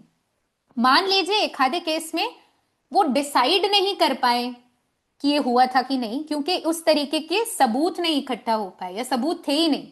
मानो एक आध ऐसा इंसिडेंट था जहां पे किसी ने किसी को छुआ और कोई देखने वाला ही नहीं था आसपास में, और इस व्यक्ति ने नहीं स्वीकारा कि इसने उस व्यक्ति को छुआ, पर ये जो महिला है वो कह रही है कि इसने मुझे छुआ। अब इस सिचुएशन में हो सकता है कि आईसी डिसाइड करे कि हमें नहीं पता चल रहा है कि ऐसा हुआ था कि नहीं। इस सिचुएशन को याद रखिएगा, आप झूठा आरोप नहीं कहेंगे, क्योंकि इस सिचुएशन में हम ये नहीं प्रूव कर पाए हैं कि वो सामने वाले व्यक्ति ने गलत इरादे से कंप्लेंट किया है। हम सिर्फ ये कह पाए कि हमारे पास कोई सबूत इकट्ठा नहीं हो पाए हैं, है ना। ये 2 अलग चीजें हैं। कई बार जब सबूत इकट्ठा नहीं हो पाते हम कहते हैं गलत कंप्लेंट, पर वो गलत नहीं है, आपके पास सिर्फ सबूत नहीं है प्रूव करने के लिए। ठीक है, तो ये 2 अलग अलग चीजें हैं। और जब हम कहते हैं कि किसी ने गलत कंप्लेंट की है तो हमारे पास इसके लिए प्रूफ होना चाहिए कि गलत कंप्लेंट हुई है, कुछ पुख्ता होना चाहिए ये कहने के लिए कि ये गलत कंप्लेंट है। सिर्फ प्रूव नहीं हो पाई इसकी वजह से ये गलत है, ऐसा हम नहीं समझेंगे, ऐसा हम कहेंगे भी नहीं। केस मैम दर्ज मेरा कर... नहीं नहीं, मेरा 2 मिनट, मेरा 2 यहाँ मिनट, 1 सेकंड, 2 मिनट मुझे दीजिए, नहीं तो मैं ये कंप्लीट ही नहीं कर पाऊंगी, आईसी तक पहुंच ही नहीं पाऊंगी। 2 मिनट दीजिए मुझे बस। केस दर्ज कराने की क्या प्रक्रिया होनी चाहिए? तो इंटरनल कंप्लेंट्स कमिटी, जो आईसी जिसको हम कहते हैं, शॉर्ट में हम इसको आईसी कहते हैं, जो एक कमिटी है जो हर संस्था चलाने वाले को बनानी है। आप में से जितने भी लोग संस्था चलाते हैं, डायरेक्टर है, ट्रस्टी है, फाउंडर है, ये आपकी जिम्मेदारी है। ठीक है, इस आईसी में कम से कम 4 सदस्य होने चाहिए। एक प्रिसाइडिंग ऑफिसर होना चाहिए। प्रिसाइडिंग ऑफिसर मतलब जो मेन अफसर है उसका, उस अफसर को महिला ही होना है, वो पुरुष नहीं हो सकते, वो एक महिला कर्मचारी होनी चाहिए। 2 मेंबर्स होने चाहिए, जैसे विमला जी बता रहे थे, प्रिसाइडिंग ऑफिसर एक, 2 मेंबर्स होने चाहिए। अब कई बार क्योंकि कॉर्पोरेट्स में भी है, तो ऐसे लोग जिनको इस तरीके का काम करने की दिलचस्पी है, थोड़ा मेच्योरिटी है, थोड़ा संस्था की समझ है। कई बार अगर हम ऐसे लोग लेंगे जिन्होंने कल ही हमें टाटा इंस्टीट्यूट या अजीम प्रेमजी यूनिवर्सिटी से ज्वाइन किया है, तो उनको समझ नहीं होगी, मत लीजिए उनको। ऐसे लोग लीजिए जिनके पास काम करने का अनुभव है, जो आपकी संस्था को समझते हैं, जो आपको समझते हैं, और उनको इस कमेटी पे रखिए। तो मैच्योरिटी होना थोड़ा सा जरूरी है। और एक एक्सटर्नल मेंबर, जो मैं पहले कह रही थी कि बाहर का एक व्यक्ति होना चाहिए। अब मुझे लगता है विमला जी जो उदाहरण दे रही थी उसमें बाहर का व्यक्ति शायद एक लॉयर है, एडवोकेट है। ऐसा होता है कई बार कि आप कोई और संस्था से जुड़े हुए कोई सीनियर व्यक्ति को रखते हैं अपने एक्सटर्नल मेंबर में, तो ऐसा भी कोई एक व्यक्ति हो सकता है। इन 4 लोगों में से कम 2 लोग महिला होनी चाहिए। 50% मतलब 2 कम से कम महिला होनी चाहिए। ठीक है। अगर इस तरीके की कहीं कंप्लेंट सामने आती है तो आईसीसी को लिखित में ये शिकायत देनी है। बोलना सिर्फ जरूरी नहीं है, आपको लिखित में ये शिकायत देनी है। लिखित शिकायत में हम ये भी कहते हैं 3-4 चीजें होना बहुत जरूरी है। क्या हुआ था उसका थोड़ा विश्लेषण, कि हुआ क्या था, इंसिडेंट क्या था सेक्सुअल हरासमेंट का, किसने किया, किसके खिलाफ, जो प्रतिवादी है वो कौन है, किसके खिलाफ आप कंप्लेंट कर रहे हैं, वो प्रतिवादी और आपके बीच में प्रोफेशनली क्या रिलेशनशिप है, क्या आप उनको रिपोर्ट करते हैं, क्या वो संस्था चलाने वाले हैं, क्या वो आपके मैनेजर हैं, क्या वो आपकी टीम में काम कर रहे हैं, ये इंसिडेंट कब हुआ था, कौन से दिन पे हुआ था, कौन से समय पे हुआ था। अगर 2-3 इंसिडेंसेस हैं, वो तीनों इंसिडेंट्स का विश्लेषण और तीनों इंसिडेंट्स के डेट और टाइम होना जरूरी है। और जो भी व्यक्ति ये शिकायत कर रहे हैं उनके नीचे दस्तखत होनी चाहिए। और कई बार क्योंकि हम फील्ड पे काम करते हैं तो सबके पास ईमेल तो है नहीं, तो ये अगर पेपर पे भी लिख के देते हैं तो वो भी आईसी को सबमिट किया जा सकता है। आईसी क्या करती है, वो निर्धारित करती है कि क्या शिकायत कार्यस्थल पर होने वाली लैंगिक उत्पीड़न के अंतर्गत आती है। कई बार ऐसा हो सकता है कि ऐसी कोई कंप्लेंट हो जो लैंगिक, जो हमने सेक्सुअल हरासमेंट का पहले डेफिनेशन देखा था, जो परिभाषा देखी थी, वो उसके अंदर फिट ही नहीं हो रहा है, वो कुछ और ही है। अगर ऐसा कुछ है तो फिर आईसी डिसाइड करेगी कि वो सेक्सुअल हरासमेंट के अंतर्गत आ रहा है कि नहीं आ रहा है, तो आईसी उसको आगे लेकर जा सकती है या नहीं। कंप्लेंट मिलने के 10 दिनों बाद, 10 दिनों में वो आरोपी मतलब जो प्रतिवादी हैं उनको अपना उत्तर देने के लिए कहेंगे, और 90 दिनों के अंदर अंदर आईसी को ये कंप्लेंट प्रोसेस जो है सुनवाई का, जिसको हम बेसिकली जांच कहते हैं, इन्वेस्टिगेशन कहते हैं, वो कंप्लीट करना है।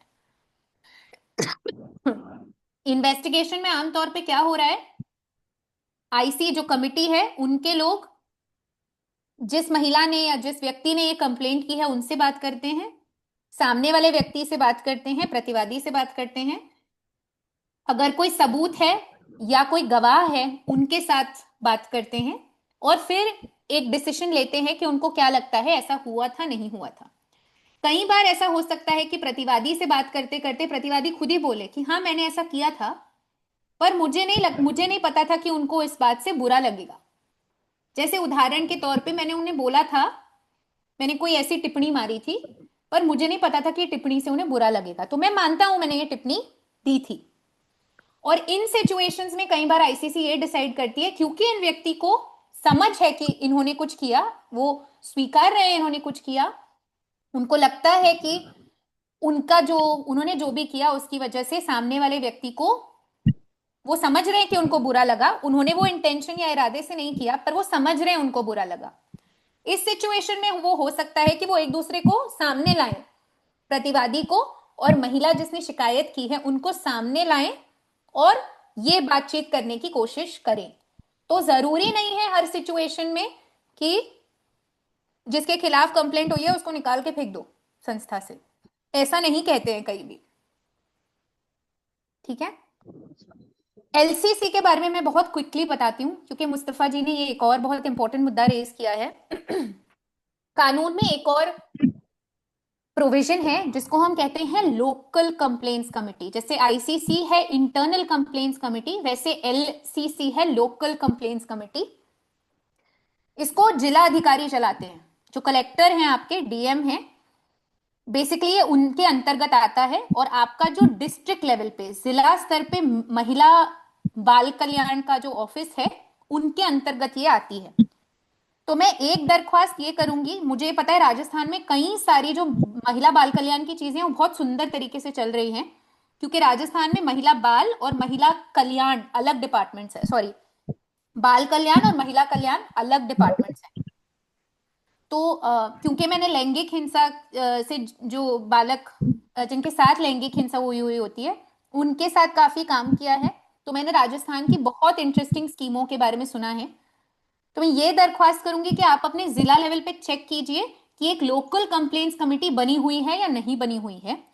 तो ये जितने भी लोग हैं जो अनऑर्गेनाइज्ड सेक्टर में काम करते हैं, अनऑर्गेनाइज सेक्टर में ये सारे लोग आ जाते हैं, है ना, जो जिनका कोई एक एम्प्लॉयर नहीं है ना, ऐसे लोग जो ऑर्गेनाइज रूप से काम नहीं करते हैं, ये सारे लोगों के लिए लोकल कंप्लेंट्स कमेटी एप्लीकेबल है।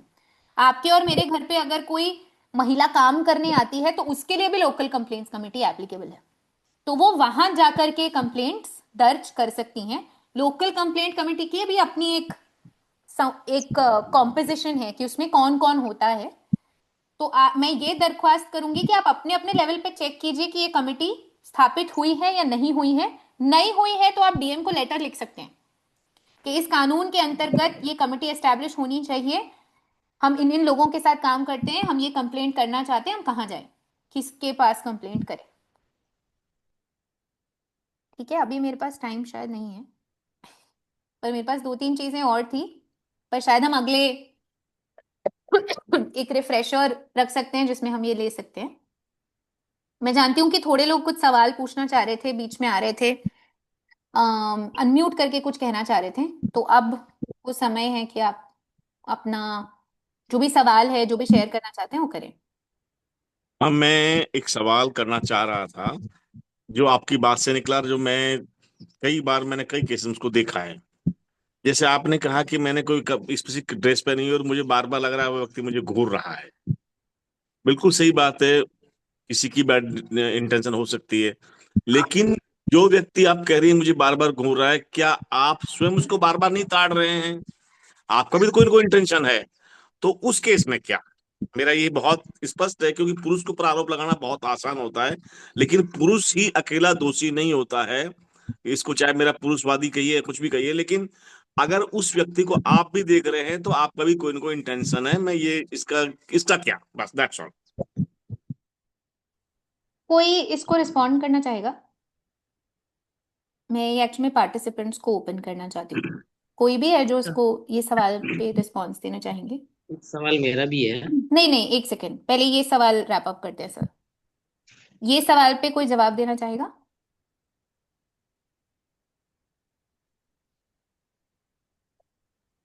मैं तो सिर्फ इतना कहना चाह रहा हूँ, सहमत हूँ मैं इनकी बात से। ऐसे केस भी देखने को मिलते हैं।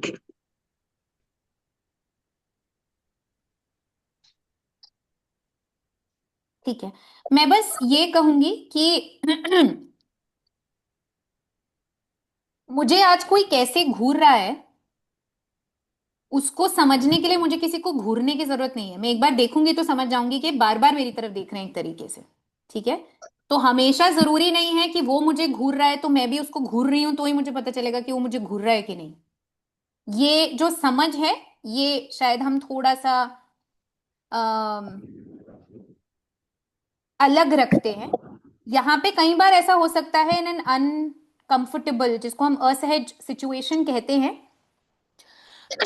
मुझे किसी के घूरने से या कई बार मुझे किसी के हाथ लगाने से भी असहज महसूस हो सकता है। बात बहुत सिंपल है यहाँ पे, क्या हम ऐसा कार्यस्थल बनाने में सक्षम हैं जहां महिला खुलकर कह सकती है मुझे ये अनकंफर्टेबल लगता है? इतनी सिंपल बात है। और यहाँ पे ये एक सेकंड, यहाँ पे बात ये नहीं है कि आपको कैसे पता, ये कैसे, इसको कैसे पता, ये यहाँ पे बस ये है कि अगर मैं अनकंफर्टेबल हूं तो मैं ये कह सकूं कि मैं अनकंफर्टेबल हूं। इसके लिए ये भी जरूरी नहीं है कई बार कि आप पॉलिसी और इन सारी चीजों में जाएं, पर अगर मुझे कोई चीज डिस्कंफर्ट करती है, असहज महसूस कराती है, तो मैं वो व्यक्त कर पाऊं कि मैं असहज महसूस कर रही हूं। कई बार ऐसा होता है वर्क स्पेसेस में, हमने और एनजीओ सेक्टर में ये खास करके देखा है कि कई बार लोग कंप्लेंट भी नहीं करते हैं, आकर आपस में एक दूसरे से बात करते हैं, यार तूने उस दिन ये कहा था, मुझे बहुत बुरा लगा था, मुझे नहीं लगता है तुझे ये कभी भी कहना चाहिए मेरे सामने। और वो बात वहीं के वहीं रिजॉल्व हो जाती है, बात होती है, उस पर चर्चा होती है, थोड़ा सवाल जवाब होता है, भाई क्यों लगा तुझे ये, फिर वो कुछ कहते हैं, ये कुछ कहते हैं। जब हम दे, दे, सेफ देखिए एनवायरनमेंट देखिए की बात देखिए कर मैम, रहे हैं। देखिए मैम, मैं जो कहना चाह रहा हूँ उस बात का जवाब आपने स्वयं ही दे दिया कि उनको लगा तो उन्होंने कहा। लेकिन मैंने यहाँ जो कहना चाह रहा था कि जिस तरह से किसी व्यक्ति को बलि का बकरा बनाया जाने का प्रोविजंस एक्ट में है, और वो स्पेसिफिक पुरुष प्रजाति है जिससे मैं आता हूँ, वो बहुत स्पष्ट है। मैं ये बट नहीं कर रहा सर हूँ इस आप काम ये का। भी let let let let let आप मी ये कंप्लीट, भी लेट सोचिए। Me complete, please please let me complete. मैं जो कहना चाह रहा हूँ, मैं इस कानून का विरोध नहीं कर रहा हूँ। हाँ, इस कानून के लिए जब प्रदर्शन हुए हम भी शामिल थे, लेकिन कहीं ना कहीं इस कानून में, क्योंकि चोर कौन, जो चोरी करे, जो महिला पुरुष का डेफिनेशन नहीं है। जेब कतरा कौन, जो जेब काटे। यहाँ महिला और पुरुष की डेफिनेशन नहीं है, लेकिन इस कानून में स्पष्ट डेफिनेशन है कि पुरुष को कहीं अधिकार नहीं है कि किसी महिला के खिलाफ कंप्लेंट कर सके। मैं ये कहना चाह रहा हूँ, क्योंकि पुरुष भी एक सामाजिक प्राणी है और वो हर समय गलत नहीं हो सकता। Thank you. इस पे ना हम एक अलग सा आयुष्य डिबेट रखते हैं for an hour, and then we can definitely navigate this better. जी मैं जब बिल्कुल बस कहीं बिल्कुल। जब जब उत्तर नहीं होता है तो यही होता है कि हम इस पर अलग डिबेट रखेंगे। बहुत साफ हूं मैं। Thank you. एक मैं बस सेकंड, एक कशिला छोटी सी प्लीज चीज। जस्ट अ सेकंड इफ या आई टेक। सर माफ करिएगा, शायद आपके सवाल एड्रेस नहीं हो पाए हैं, और बहुत सारे सवाल होंगे जो हम 1.5 घंटे में एड्रेस नहीं कर सकते हैं, और बहुत मुमकिन है कि आपकी बात सही भी होगी, पर यहाँ हम इसकी कोशिश कर ही नहीं रहे हैं कि आपकी बात सही निकल जाए या हमारी। हम यहाँ कोशिश कर रहे हैं कि यहाँ जो 72 साथी हैं, उन 72 साथियों को इस एक्ट के बारे में, इस कानून के बारे में, इस अधिकार के बारे में मालूम हो जाए। मालूम होने के बाद लड़ाई होती है कि इसमें क्या कमियां हैं, हम उसको कैसे सुधार करें।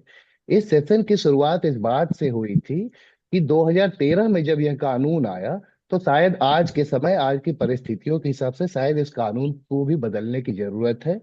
बहुत मजेदार होगा कि फिर से आप और आप जैसे साथी और राजस्थान के साथी बाकी देश में फिर से इस कानून में संशोधन की लड़ाई करें। पर वो आज ये मंच उसके लिए नहीं है। आज ये मंच उन 72-75 साथी जो हमारे साथ जुड़े हैं, खास करके फील्ड की जो टीम जुड़ी है, जिनको इस तरीके के मौके बहुत कम मिल पाते हैं, उनके बीच पहली जागरूकता की कड़ी शुरू हो पाए। तो हम माफी चाहते हैं कि अगर आपके पूरे सवालों का जवाब नहीं मिल पाया है, और वो लंबी बहस है, वो 1.5 घंटे में नहीं मिल पाएगा। पर शुक्रिया आपके सवालों के लिए। जी कसीना, अब आप आगे बढ़िए, मैं ना और बस कमेंट एक बॉक्स में भी कुछ सवाल हाँ हैं सोहन जी। जी, एक सेकेंड ना, मैं बस एक चीज कहना चाहती हूँ कि जब ये सवाल आता है ना कि कई बार इन इन सेशंस में ये सवाल आता है कि पुरुषों का क्या, जो निर्दोष पुरुष हैं उनका क्या, सारे पुरुष तो ऐसे नहीं हैं। और बिल्कुल सही है ना, नहीं है, और कोई कह भी नहीं रहा है कि ऐसा है। पर हम ये सोचें और समझें कि महिलाएं जब कार्यस्थल में आई और पुरुष जब कार्यस्थल में आए, और पुरुषों ने काम करना शुरू किया और महिलाओं ने जब काम करना शुरू किया, उसमें कितना फर्क है। अगर हम देखेंगे तो आज से 25-30 साल पहले तक, और आज से 25-30 साल पहले ही महिलाओं ने जाकर एक फॉर्मल वर्क प्लेस को शायद जुड़े होंगे, है ना। आज के समय में हम देखते हैं फॉर्मल वर्क स्पेसेस में कितनी महिलाएं जुड़ी हैं। बात यह है कि जो एक प्रीडोमिनेंटली मेल वर्क स्पेस है, उसको हम महिलाओं के लिए और आज के समय में बाकी जेंडर माइनॉरिटीज के लिए सुरक्षित कैसे बना सकते हैं। और इसमें ऐसा बिल्कुल होगा कि ऐसा कि एक सेक्शन के प्रति कानून ज्यादा बायस्ड होगा, एक सेक्शन के प्रति नहीं होगा, क्योंकि वो सेक्शन हमेशा से स्पेस में रहा है। तो कानून के नजर में उस सेक्शन को प्रोटेक्शन की जरूरत नहीं है। कानून के नजर में ऐसे लोगों को प्रोटेक्शन की जरूरत है जो फॉर्मल वर्क स्पेसेस में, कार्यस्थल में अभी अभी जुड़े हैं। ठीक है, मैं इसी के साथ ये खत्म करूंगी। अगर इस पे और चर्चा करनी होगी तो हम सब्सिक्वेंट कॉन्वर्सेशंस में इस पे बात कर सकते हैं। मेरे पास ना 3-4 बहुत इंटरेस्टिंग केस स्टडीज थी जो हम नहीं कर पाए हैं। आयुष्य मैं शेयर कर सकती हूँ बाद में, बिल्कुल बिल्कुल, हम अगर आप सभी लोग वो साथियों को डिस्कस। मेल भी कर देंगे, बिल्कुल, और वी कैन। और एक सुझाव है कि यह जी जी सभी जगह पे कमेटी बनी हुई है, और जो सवाल है ना वो अपने कमेटी के साथ में एक बार रखे, हो सकता है आधे सवालों के जवाब मिल जाए। बिल्कुल बिल्कुल। कुछ सवाल साथियों ने ग्रुप में भी, वो चैट में पूछा हुआ है। अगर आप देख पाए, अगर जी समय है और आप देख। हाँ, मेरे पास समय है। मीना जी ने एक सवाल पूछा है, क्या संघर्ष में आई हुई बहन को सुनते समय प्रतिवादी को हाजिर हाजिर रखना है? क्या प्रोसीडिंग्स में वीडियो रिकॉर्डिंग करना होता है? Nice question. नहीं, जरूरी नहीं है कि प्रतिवादी सामने रहे। कई सिचुएशंस में ना क्रॉस एग्जामिनेशन का एक स्टेज हो सकता है। क्रॉस एग्जामिनेशन में बेसिकली क्या होता है, जब आपने किसी की आपने कंप्लेनेंट की दलीलें सुनी जो उन्होंने सामने रखी, और जो प्रतिवादी है उनकी भी दलीलें सुनी। ऐसा हो सकता है कि प्रतिवादी को, जो महिला है उसके लिए कुछ सवाल हो, और इनको उनके लिए कुछ सवाल हो। टिपिकली कमिटी क्या करती है, दोनों के सवाल लिख के ले लेती है, और ये सवाल लिख के लेके एक दूसरे को वो इंडिपेंडेंटली, मतलब उनको एक कमरे में मिलकर वो बातचीत करते हैं। इसमें दूसरे पार्टी का होना जरूरी बिल्कुल भी नहीं है, ये सिर्फ कमिटी अपनी जांच करने के लिए करती है। ऑडियो रिकॉर्डिंग और वीडियो रिकॉर्डिंग की भी जो आप बात पूछ रहे हैं, जरूरी नहीं है, कंपलसरी नहीं है कि ऑडियो और वीडियो रिकॉर्डिंग हो। कई सिचुएशंस में वीडियो रिकॉर्डिंग नहीं करते हैं, पर ऑडियो रिकॉर्डिंग करना जरूरी समझते हैं, क्योंकि इसका मिनट रखना है आपको कि जो भी कमिटी ने प्रोसीडिंग्स की है उसका एक ब्यौरा रखना है अपने लिए।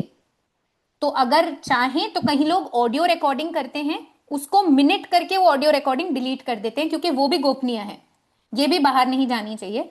तो अगर आपके पास ऐसी कोई जगह है जहां पे ये सुरक्षित रूप से जा सके तो वहां रख सकते हैं, वरना इसको डिलीट भी कर सकते हैं। मीना जी, आपका सवाल मुझे लगता है हो गया ना आंसर। कविता जी सवाल पूछना चाह रहे हैं। जी जी जी कविता।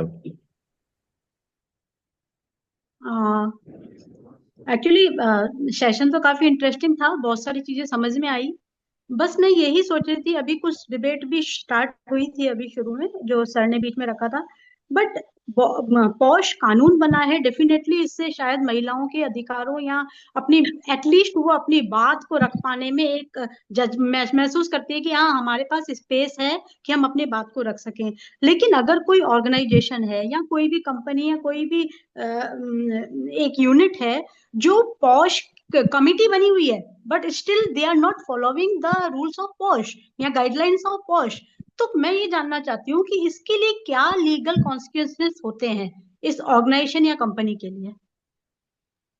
कई बार ना कविता जी, मैंने ये देखा है, मैंने एक जगह पे ये देखा था एक अनुभव शेयर करेंगे।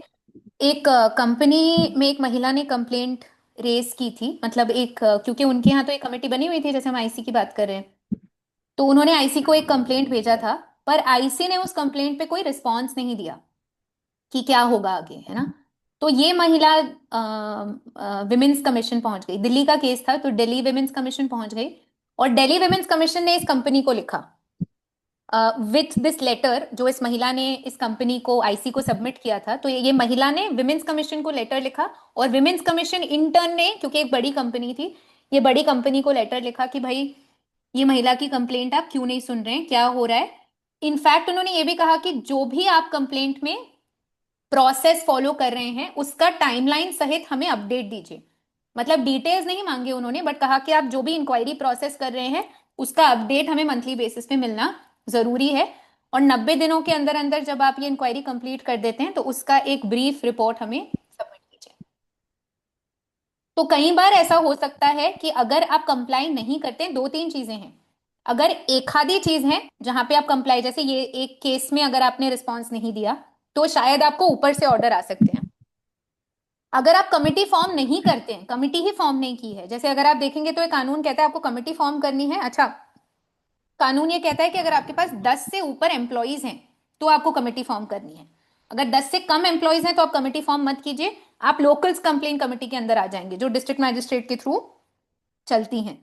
पर अगर आपने कंप्लेन कमेटी बनाई ही नहीं है, उस सिचुएशन में ऐसा हो सकता है, आप 10 से ऊपर हैं पर फिर भी आपने कमेटी नहीं बनाई है, तो सर्विस रूल्स लेबर डिपार्टमेंट के खिलाफ भी ये जाता है, तो वहां से भी आपको किसी तरीके का नोटिस आ सकता है। एक और इंपॉर्टेंट बात है जो आप लोगों को अपने अपने डिस्ट्रिक्ट्स में थोड़ा सा सर्च करना चाहिए। जैसे महाराष्ट्र और उत्तर प्रदेश के बारे में मैं बहुत अच्छे से जानती हूँ। महाराष्ट्र और उत्तर प्रदेश में ये एक सिस्टम है, मुझे लगता है सारे ही स्टेट्स में है, पर आप थोड़ा इसके बारे में फाइंड आउट कीजिए। हर कंपनी जिसके पास भी आईसी है और ये स्टैट्यूटरी प्रोविजन आप फॉलो कर रहे हैं, उनको सालाना, जैसे ही कैलेंडर ईयर खत्म होता है, जैसे अब 2025 खत्म हुआ, तो 2026 की शुरुआत में आपको एक फॉर्मल लेटर उनको देना होगा, एक रिपोर्ट उनको देनी होगी कि पिछले साल आपने कितनी ट्रेनिंग्स की, क्योंकि ट्रेनिंग भी करना जरूरी है एक एक कंपनी में, थोड़ा सा जानकारी के लिए कि कानून है, कमिटी है, वगैरह वगैरह। तो आपने कितनी ट्रेनिंग्स की, अगर आपको कंप्लेंट रिसीव हुए तो कितने कंप्लेंट रिसीव हुए, कितने कंप्लेंट आपने निपटाए, रैप अप किए, और आपकी कमिटी में कौन कौन सदस्य है, ऐसा एक रिपोर्ट आपको बेसिकली डिस्ट्रिक्ट कलेक्टर को देना होता है, या डिस्ट्रिक्ट प्रोबेशन ऑफिसर, या district women and child development department जो है आपका लोकल लेवल पे, उनको सबमिट करना होता है बकायदा। तो ये भी एक थोड़ा सा आप थोड़ा जांच करके ले सकते हैं कि किसको सबमिट करना होता है राजस्थान में डिस्ट्रिक्ट लेवल पे। आपने मेरे को मेरे दूसरे प्रश्न का उत्तर दे दिया। एक्चुअली ये कमिटी एक्टिव कैसे रहेगी, है ना, इसके बारे में आपने बता दिया। मेरा दूसरा प्रश्न यही था, सो थैंक यू। इसमें ना एक चीज और है, कमिटी की दो रिक्वायरमेंट्स हैं। कमिटी को कम से कम साल में 2 बार मिलना है। कंप्लेंट्स नहीं भी आई होगी तो भी इकट्ठा होके मिलना है कि क्या चल रहा है, कैसा चल रहा है। कई कबार ऐसा हो सकता है कि कंप्लेंट्स फॉर्मली नहीं आई हैं पर आपने ऐसा कुछ होते हुए देखा है, तो आपको वो एक दूसरे के साथ डिस्कस करना जरूरी है कि आप इसको कैसे रिजॉल्व करना चाहेंगे। और दूसरा, ये कमिटी की और एम्प्लॉयर की, जो founder, director, trustee, board member है, उनकी जिम्मेदारी ये भी है कि वो देखें कि ट्रेनिंग, कैपेसिटी बिल्डिंग, लोगों के पास जानकारी, अवेयरनेस, ये सब चीजें हो रही हैं कि नहीं हो रही हैं। और कम से कम सालाना एक बार ऐसी चीज होनी ही चाहिए सबके साथ। नए एम्प्लॉयज हैं तो उनको भी आपको इसके बारे में बताना होगा।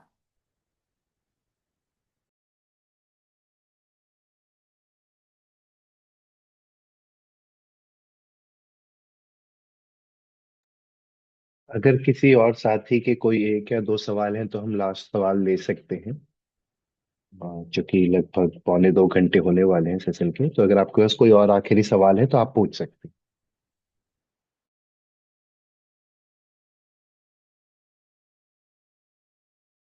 ये लास्ट का सवाल आई थिंक मीना जी जो आपका है वो मैंने थोड़ा सा तो जवाब दे ही दिया जो आपने चैट बॉक्स में डाला है।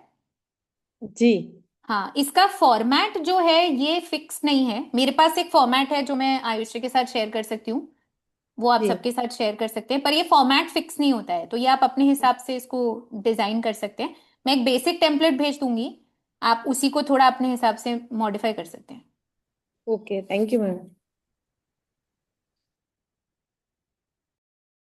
जी रवि, आप अगर सवाल है तो पूछ सकते हाँ हैं। हाँ हाँ, नहीं सवाल नहीं है, मेरा तो अप्रिसिएशन है बस सेशन के लिए।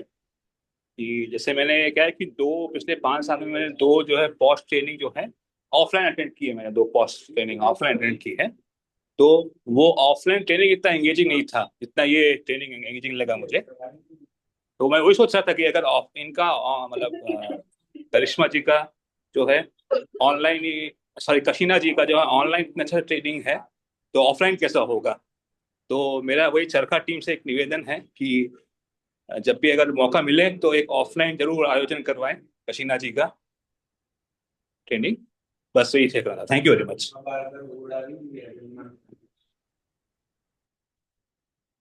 थैंक यू रवि जी।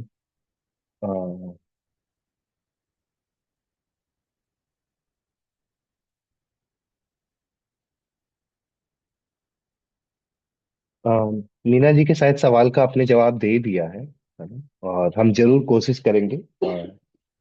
और हम इसी के साथ आज का ये सेशन एंड कर रहे हैं। और एक छोटा सा एंडलाइन फॉर्म भी है, हम चाहेंगे कि आप वो सभी भर दें। हम उसको आपके साथ शेयर कर दे रहे हैं।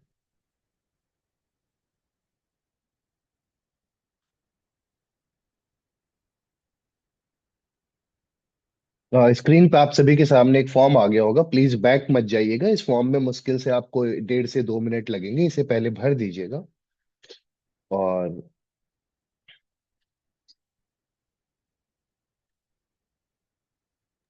आयुष्या, मैं एग्जिट कर सकती हूँ? जी कशीना, आप अगर आपको समय की अगर है तो आप you can leave, but thank you कि आप इस सेशन में आए। एंड जैसे पार्टिसिपेंट्स ने बोला, thank you for taking this session beautifully. And I think हमारा इंटेंशन था कि ग्रास रूट एक्टिविस्ट को एक बेसिक इंट्रोडक्शन के तौर पे हम 1 या 1.5 घंटे में ऑनलाइन मीडियम से पॉश और उसके अलग अलग एस्पेक्ट समझा पाए। तो उसको समझाने के लिए थैंक यू। एंड इसके आगे का आईसीसी और उससे जुड़े और चीजों के लिए वी विल कोशिश करेंगे हम कि हम जल्दी ही एक और सेशन रखें। And we would invite you again for that. तो thank you, thanks a thank you. Lot for. मैं बाकी की चीजें आपके साथ शेयर करती हूँ, फिर आप जी ग्रुप के साथ जरूर प्लीज। जरूर जरूर। Thank you, thank thank you. You.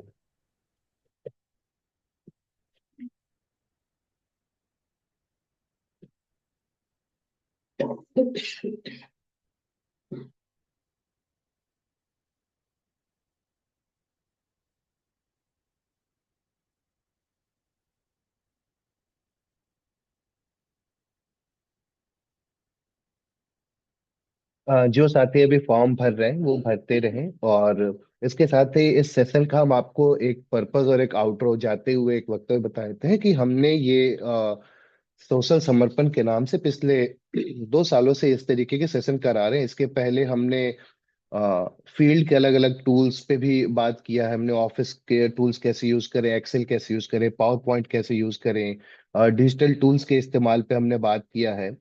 और उसके साथ साथ हमने फील्ड में किस तरीके से एथिक्स को फॉलो करें, और इन सारे मुद्दों पे हमने चर्चाएं की हैं। वो सारे डिस्कशंस हमारे यूट्यूब चैनल पे भी है। और उसको हमने इस लक्ष्य यूट्यूब चैनल पे रखा है ताकि फील्ड टीम जिसके पास शायद संसाधन और समय दोनों ही उतनी आसानी से नहीं पहुंच पाते हैं, उनके पास एक एक्सेस और रिसोर्स का, उन सारी बातों में चर्चा कर पाने का, जो शायद हम में से बहुत सारे साथी जिन्हें इस बारे में जानकारी है उस स्तर तक पहुंच पाए। और हर सेशन में जरूर कोई ना कोई चर्चाएं रह जाएंगी। हम कोशिश करेंगे कि हम जब फिजिकल वर्कशॉप आप सभी के साथ आगे करेंगे तो उन सवालों को फिजिकली ऑफलाइन माध्यम में और बेहतर तरीके से एड्रेस करें। और हमारे सेशन का लक्ष्य बस ये होता है कि हमारे वर्कशॉप्स के बीच में हमारे साथियों के साथ एक कांटेक्ट बना रहे, उनके पास एक लर्निंग स्पेस बना रहे। और हम जब भी ये सेशन प्लान करते हैं, हम संस्था के प्रमुख, उनके लीडर्स और उनके टीम को भी सूचना देते हैं कि हम ये कब करने वाले हैं। तो हम कोशिश करेंगे कि फील्ड टीम के लोग जरूर इसमें जुड़ते रहें। और उनके लिए ही मुख्यतः इन सेशंस को चलाया जाता है। आपके कुछ सवाल होंगे, आपके कुछ फीडबैक होंगे, तो हमारा ईमेल आईडी आपके पास है, आपका नंबर हमारे पास है। आप दोनों ही जगहों पर आप हमें कांटेक्ट कर सकते हैं। और जरूर कोई ना कोई बातें रह जाएंगी, हम 1.5 घंटे में इससे अधिक शायद कवर नहीं कर पाते, इससे बेहतर। पर आप सभी का आने के लिए थैंक यू। और प्लीज आप जब फॉर्म भर दें तो आप लीव कर सकते हैं। पर आपके पास हमारा नंबर और ईमेल आईडी है, तो आप हमें फीडबैक, अपने रिव्यूज, कुछ भी अगर होगा, आपको कमी लगी या कुछ बेहतर जोड़ना हो, या अगले सेशंस में आप क्या चाहेंगे वो हमें बता सकते हैं। So thank you everyone. और प्लीज इस फॉर्म को भर के जाएं। Thank you. Okay, thank you Ayush, thank you so thank much. You. Thank you. Thank you. जिंदाबाद। थैंक यू जिंदाबाद sir. Thank you everyone, bye. Thank you bye. Thank you, thank you, thank you. Thank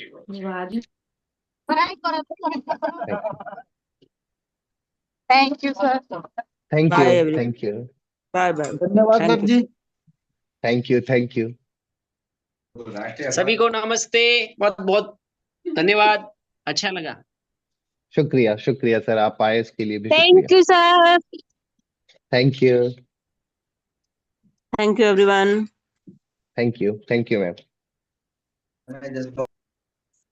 नमस्ते thank sir. You sir.